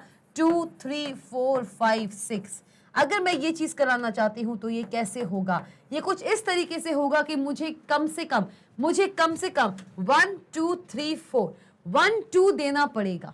जब 1 2 मैं एक वैल्यू दूंगी, मैं इस पूरे सेल को, इस पूरी रेंज को सिलेक्ट करूंगी। I will select this range. क्या होगा? ठीक है, मैं क्या करूंगी, एक से ज्यादा सेल्स में वैल्यू दूंगी। जब फर्स्ट सेल में 1 है, सेकेंड सेल में 2 है, तो ये चीज समझ में आ जाएगी कि नीचे के जो सेल्स आप फिल हैंडल की हेल्प से ड्रैग एंड ड्रॉप करना चाहते हो, उन सारे के सारे सेल्स में आप 1 2 3 4 5 न जाने कितने ही सेल्स तक एक सीरीज को एक्सटेंड करने का सोच रहे हो। मतलब you can enter more then 1 value in the adjacent sales. Now जब ये हमने कर लिया, एक से ज्यादा सेल्स में हमने वैल्यूज यहां पे दे ली है, तो हम क्या करेंगे, एक्सटेंड करेंगे हमारी सीरीज को by dragging the fill handle. अब यहां से देखो, यहां से ना देके मैं अपना फिल हैंडल देना शुरू करूंगी फ्रॉम सेल नंबर 2, और यहां से लेके यहां तक फिर मैं इसको ड्रैग करूंगी। और जैसे ही मैं ये करूंगी ना, अब मैं अगर ये करूंगी तो मेरे सामने आ जाएगा फिल सीरीज। अब मेरे सामने फिल सीरीज आएगी। सिंगल सेल की वैल्यू को देखते हुए फिल सीरीज ऑप्शन नहीं आता है at the end cell of a range. क्यों? क्योंकि वो बाय डिफॉल्ट उस सेम सेल की, उस सोर्स सेल के डेटा को हर एक सिलेक्टेड सेल में कॉपी कर देता है। लेकिन क्योंकि 2 सेल में डेटा हमने दिया हुआ है 1 2, एक सीरीज के रूप में ये दिख रहा है कि 1 है 2 है, तो बाद में 3 भी आ सकता है।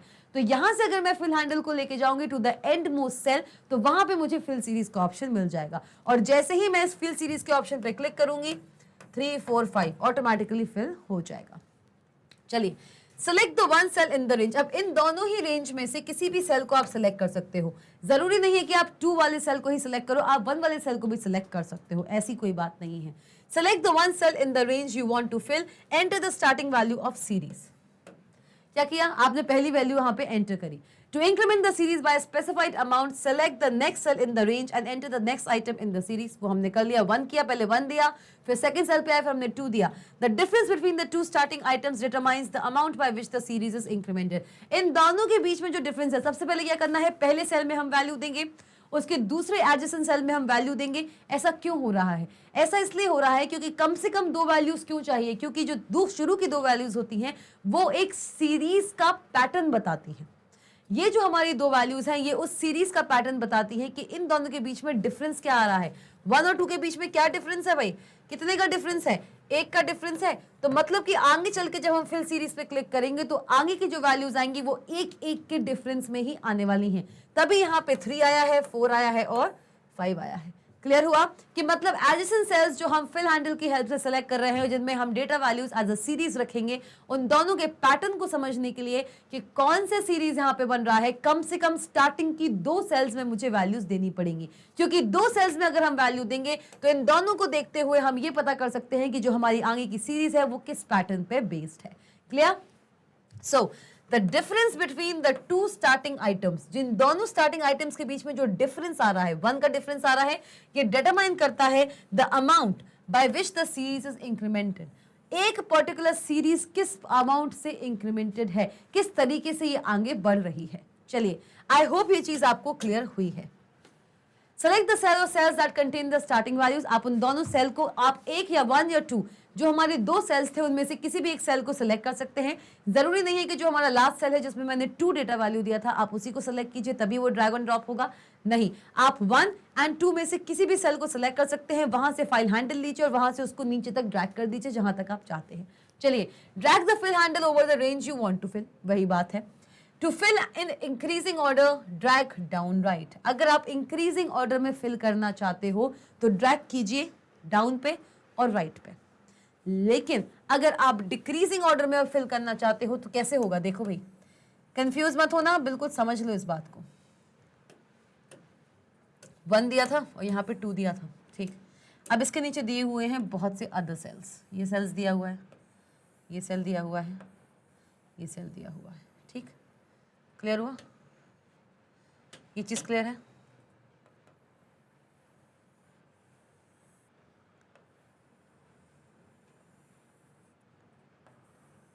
चलो, ये दिए हुए हैं हमारे सेल्स। हमने पहले सेल की वैल्यू दी थी, सेकंड सेल की वैल्यू दी थी। इनमें से मैं किसी भी सेल को यूज कर सकती हूँ to drag and drop the fill handle, किसी को भी कर सकती हूँ। जरूरी नहीं है कि हम 2 वाले फिल हैंडल को ही, इट इज नॉट मैंडेटरी कि आप केवल और केवल सेकंड जो हमारा लास्ट सेल है वहीं से फिल हैंडल लेके चले। नहीं, आप चाहें, आप अगर चाहें तो इस वाले से भी फिल हैंडल लेके चल सकते हैं। आपने यहां से ले लिया क्योंकि यहाँ पे पैटर्न समझ में आ गया। अब जो पैटर्न आपको समझ में आया है, अगर आप इसको समझो, अगर आप इसको यहां से to fill in increasing order drag down right, क्या करेंगे आप, जैसे ही आप इसको इंक्रीजिंग ऑर्डर में डाउन करना चाहते हैं, मतलब कि आप इसको नीचे तक लेके गए, कहां तक लेके गए, इस सेल तक लेके गए, इस सेल तक आप जैसे ही लेके गए, यहां पे आ गया आपका फिल हैंडल। जैसे ही आपको ये फिल हैंडल मिलता है तो इसके राइट पे, किस पे, इसके राइट पे, इसके राइट पे आपको मिलता है क्या, फिल सीरीज। इस फिल सीरीज पे अगर आप क्लिक करेंगे, इस फिल सीरीज पे अगर आप क्लिक करेंगे तो पॉजिटिव वैल्यूज, कैसी, इंक्रीजिंग ऑर्डर, मतलब कि 1 2, इसकी पॉजिटिव वैल्यूज दैट इज 3 4 5, इस सीरीज की इंक्रीजिंग वैल्यूज यहां पे फिल हो जाएंगी। जब फिल हैंडल आपका बिल्कुल लास्ट मोस्ट सेल पे आता है, उसके राइट में जो आपको फिल सीरीज मिलती है, अगर आप उस पे क्लिक करते हैं तो इस एंटायर सिलेक्टेड सेल्स में इंक्रीजिंग ऑर्डर में पूरी सीरीज फिल हो जाएगी।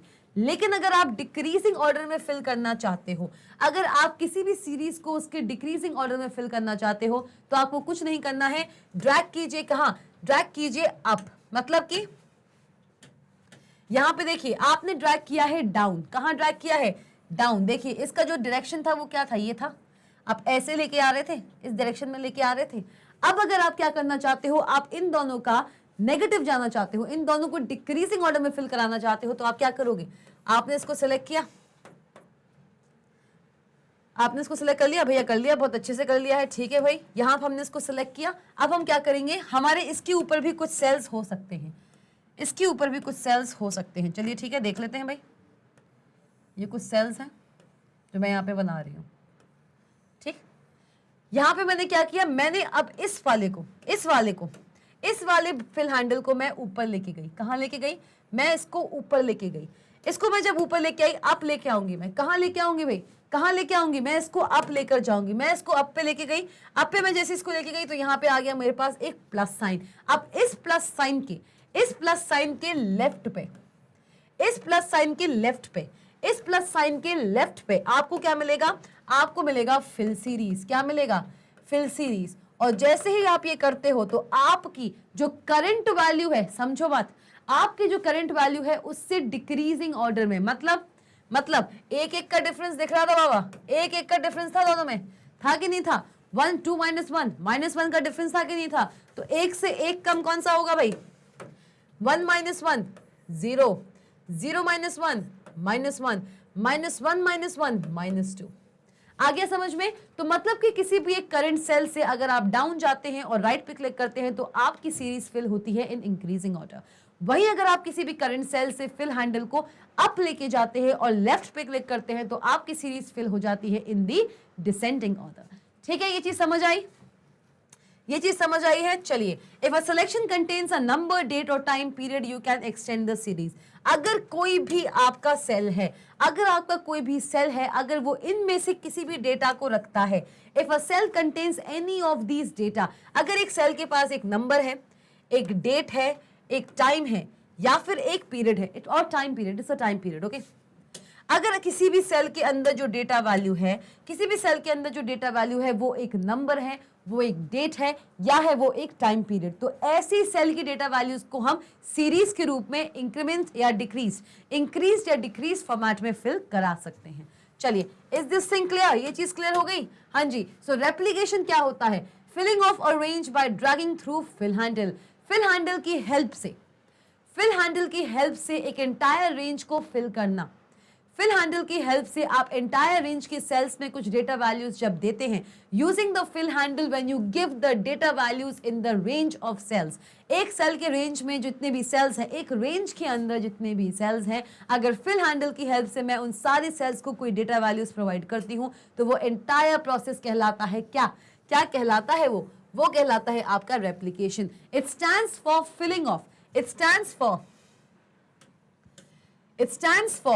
stands for filling of a range by dragging through fill handle। चाहे अब आप उसको अप फिल करिए या फिर डाउन फिल करिए, पॉजिटिव में करिए, इंक्रीमेंट ऑर्डर में, इंक्रीज्ड ऑर्डर में कीजिए या फिर डिक्रीज ऑर्डर में कीजिए, बात बराबर है। क्लियर? ये चीज क्लियर हो गई? हाँ जी, बिल्कुल क्लियर हो चुकी है ma'am. For example, the initial time selections in the following table result in the series shown. देख लिए भैया, इनिशियल सिलेक्शन क्या था? Initial selection क्या था? The initial selection time selections in the following table result in the series shown. Items separated by commas are in adjacent cells. देखो, पहले cell में 1 था, तो उसके दो एडजेसेंट सेल में 2 और 3 आ गया, ठीक है। पहले वाले सेल में डेटा वैल्यू थी 9, दूसरे सेल में हमने जब उसको फिल हैंडल से किया तो क्या आया 10। पहले सेल में हमको मंडे मिला था, मन मिला था, तो दूसरे सेल में जब हमने उसको एक्सटेंड किया तो मंडे हो गया। जैन था, एक मिनट, जैन था राइट, ये जैन था, 1 2 3 था। इनिशियल सिलेक्शन क्या था हमारा, अच्छा वेट अ मिनट, ये दिया हुआ है हमको 1 2 3, हमको दिया हुआ है 1 2 3। अगर इस पर्टिकुलर सेल से मैं सेल हैंडल को या फिल हैंडल को लेके जाऊंगी, if I will take the fill handle from these selected cells, ये किस सीरीज में रिजल्ट करेंगे, they will result in 4 5 and 6। मतलब कि 1 2 3 जो हमको दिए हुए हैं 3 different cells in a range, हम इनमें से किसी भी सेल पे, हम इनमें से अगर किसी भी सेल पे एक लेके आते हैं आपका फिल हैंडल। इस फिल हैंडल को मैं जब इंक्रीजिंग ऑर्डर में, मतलब कि डाउन, इस पर्टिकुलर फिल हैंडल को मैं डाउन लेके जा रही हूं तो राइट पे आता है फिल सीरीज और मेरे एडजेसेंट सेल्स से मुझे मिलते हैं 4 5 एंड 6। क्लियर? चलिए 9 एंड 10 दिया हुआ था हमको 9 एंड 10 दिया हुआ था, आगे जाके एक्सटेंड किया, फिल हैंडल लगाया, क्या हुआ 11 12 एंड 13। चलो बहुत ही बढ़िया चीज है ये, ठीक। मंडे के बाद MON के बाद हमने क्या लगाया, MON के बाद लगाया हमने fill handle Tuesday Wednesday Thursday. Monday के बाद लगाया ट्यूस, ओके। MON के बाद लगाया तो TUE WED एंड THU, मतलब जिस फॉर्मेट में मैं डेटा दे रही हूं उसी फॉर्मेट की सीरीज आपको देखने को मिल रही है। मंडे दिया तो पूरा ट्यूसडे, पूरा वेडनेसडे एंड पूरा थर्सडे। जैन दिया हुआ है तो फेब मार्च अप्रैल, 99 2000 2001 2002 2003, ये सारे के सारे एक्सटेंडेड हैं भाई। ये आपके सिंगल या डबल सेल्स हैं जहां से आप अपने फिल हैंडल को लेके जा रहे हो और रिजल्टिंग आपकी जो सिलेक्टेड रेंज है, वहां पे आपको ये सारे के सारे डेटा देखने को मिल जाएंगे। चलिए देख गया, product 1 on back order, product 2 on back order. देखो ये सेम जा रहा है, प्रोडक्ट 1 था तो अब सेकंड क्या होगा, product 2 on back order, product 3 on back order, ऐसे ही चलता जाएगा। ठीक है, ऐसा चलेगा। चलो text 1 text A, text 2 text ए, देख लो जहां देख रहे हो एक बात, जहां आपका टेक्स्ट आ रहा है, वो एज इट इज वैसे ही कॉपी हो रहा है कि नहीं हो रहा है, अलग सेल में एक के बाद एक। यहाँ पे आपको पैटर्न देखने को क्या मिला, प्रोडक्ट 1 फिर ऑन बैक ऑर्डर, प्रोडक्ट 2 मतलब इसमें इंक्रीमेंट हुआ ऑन बैक ऑर्डर, फिर प्रोडक्ट 3 फिर ऑन बैक ऑर्डर, मतलब टेक्स्ट वैसे का वैसा रहा। इसमें आपको पैटर्न क्या देखने को मिला कि product 1 on back order, product 2 on back order, product 3 on back order, ऐसा चल रहा है। ठीक है, टेक्स्ट वैसे का वैसा रह रहा है। यहाँ पे देखिए text 1 text A, text 2 text A as it is रहा, text 3 text A as it is रहा कि नहीं रहा। चलिए टेक्स्ट पे इसका कोई असर नहीं होता है। किसी भी सेल के अंदर अगर एक नंबर दिया हुआ हो, एक डेट दी हुई हो या दिया हुआ हो एक टाइम या फिर कोई मंथ, उसी में आपको सीरीज एक्सटेंशन फॉर्म में दिखेगा, एक सीरीज फॉर्म में दिखेगा, एक एक्सटेंडिंग सीरीज के फॉर्म में दिखेगा। टेक्सचुअल अगर कोई डेटा है तो वो सिंपली कॉपी हो जाता है on the selected cells of a range. चलिए प्रोडक्ट 1 प्रोडक्ट 2 प्रोडक्ट 3 एंड सो ऑन। देख सकते हैं ये सारे के सारे हमारे वो सेल्स हैं जहां पे हमने अपने फिल हैंडल को ड्रैग किया है और ड्रॉप किया है इन सारे के सारे सेल्स पे। यहां से ड्रैगिंग शुरू हुई है भाई और यहां पे जाके खत्म हुई है, बस ये हो रहा है। Okay clear? Figure A shows a fill series by extending a single cells. देख लीजिए ए में देखिए जैन था, यहां से मैंने इसको एक्सटेंड किया, कहां तक, यहां तक एक्सटेंड कर दिया। यहां पे आया होगा एक ऑप्शन मेरे पास, कौन सा, फिल सीरीज वाला, एफएस वाला ऑप्शन आया होगा, मैंने उसको क्लिक किया, जैन फेब मार्च अप्रैल मई जून आ गया। ठीक है, यहाँ पे देखिए shows various series filled by extension. देखिए 1 2 यहाँ पे हैंडल होगा, नीचे तक लेके गए, यहाँ पे आपका हैंडल होगा, इसको हम नीचे तक लेके गए, कितना फिल हो गया, 3 4 5 6। अगर यहाँ पे हैंडल हुआ या फिर 2 4 पे होगा, यहाँ पे हैंडल हुआ, सीरीज फिल हो गई, 6 8 10 12। ठीक है, यहाँ पे हैंडल हुआ, सीरीज फिल हो गई। तो देख सकते हो आप Tuesday Wednesday Thursday Friday Saturday, फरवरी मार्च अप्रैल मई जून, जहां जहां तक आप अपनी सीरीज को लेके जाए हो, अपने जिन जिन सेल्स को आपने सिलेक्ट किया है यूजिंग द फिल हैंडल, उन सारे के सारे सेल्स पे आपको एक्सटेंडेड सीरीज देखने को मिल गई। देख लीजिए, प्रोडक्ट 1, प्रोडक्ट 2, जो आपका टेक्स्ट है वो एज इट इज है। देखो टेक्स्ट पूरा एज इट इज है, product product product product product, लेकिन जो नंबर्स थे देखिए, जो नंबर्स थे वो इंक्रीजिंग ऑर्डर में दिख रहे हैं। कैसे दिख रहे हैं भाई?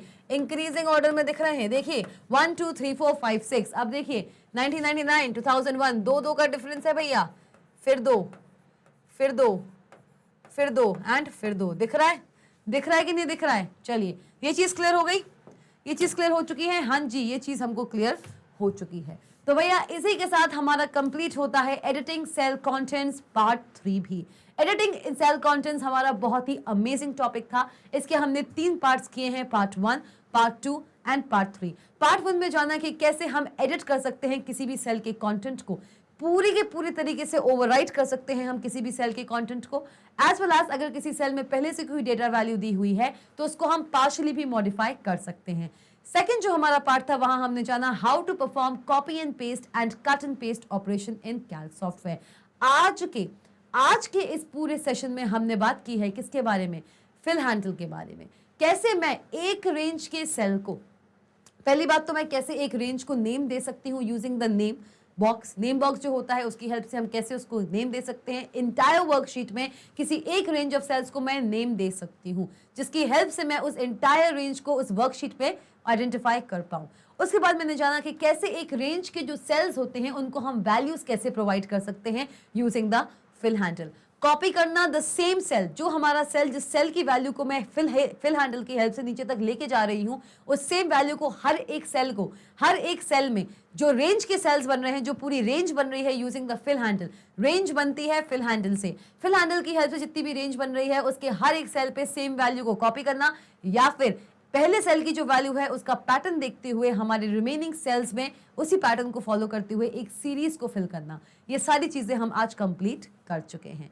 हाँ जी, इसी के साथ साथ आप जानते हैं कि mangetbrains.com आपका अपना mangetbrains.com लेके आया है आप सबके लिए बहुत सारे top and exciting courses. CBSE English medium, spoken English, सीओएट, एनटीएससी, ओलंपियाड।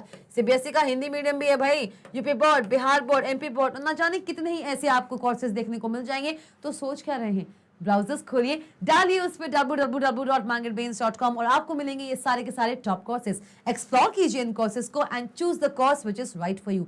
इतना ही नहीं है, हम आपको प्रोवाइड करते हैं हर सब्जेक्ट की ई बुक भी। हर सब्जेक्ट की ई बुक मिलती है आपको अपने मैंगेट ब्रेन पे। ना ही मार्केट जाने की झंझट है, ना ही किसी एक्सटर्नल साइट से खरीदने का टंटा। आपका अपना मैंगेट ब्रेन्स है भाई, आपको ई बुक भी देगा। हर सब्जेक्ट की आपको ई बुक मिलने वाली है, चाहे आप केजी के स्टूडेंट हो या हो क्लास 12 के स्टूडेंट। इसी के साथ साथ रुक जाओ जरा, अभी खत्म नहीं हुआ है। हाँ जी, हर सब्जेक्ट के, हर चैप्टर के, हर टॉपिक के मिलते हैं आपको नोट्स भी। कहते हो ना कि मैम नोट्स नहीं है, पीडीएफ्स नहीं है, किसने कहा? बिल्कुल है, इस वीडियो के डिस्क्रिप्शन बॉक्स में। जी हाँ, इस वीडियो के डिस्क्रिप्शन बॉक्स में जाइए, आपको मिल जाएंगे बहुत से लिंक्स जिनके थ्रू आप ले सकते हैं कोई भी ई बुक या ई नोट भी। इसी के साथ साथ मैं शुभा कौशिक, आप सब जानते हैं मैं शुभा कौशिक लेती हूँ आप सबसे अलविदा। जाते जाते बस आपसे इतना बोलूंगी कि सब्सक्राइब कर दो भैया, सबसे पहला काम है। बेल आइकॉन दिया है, उस पर क्लिक कर दो। क्लिक करना है, कुछ नहीं करना है, बहुत बड़ा कोई काम नहीं है। सबसे पहले तो सब्सक्राइबर बन जाओ, हमारे बन जाइए पार्ट इस बहुत ही बड़ी और बहुत ही अमेजिंग मैंगेट ब्रेन्स की फैमिली का। सब्सक्राइब कीजिए हमारे मैंगेट ब्रेन्स के ऑफिशियल चैनल को, प्रेस कीजिए बेल आइकॉन को, दिख रहा है वहां पे छोटा सा बेल आइकॉन, उस पर आप प्रेस कीजिए और आप बन सकते हैं हमारी फैमिली का एक बहुत ही अमूल्य पार्ट।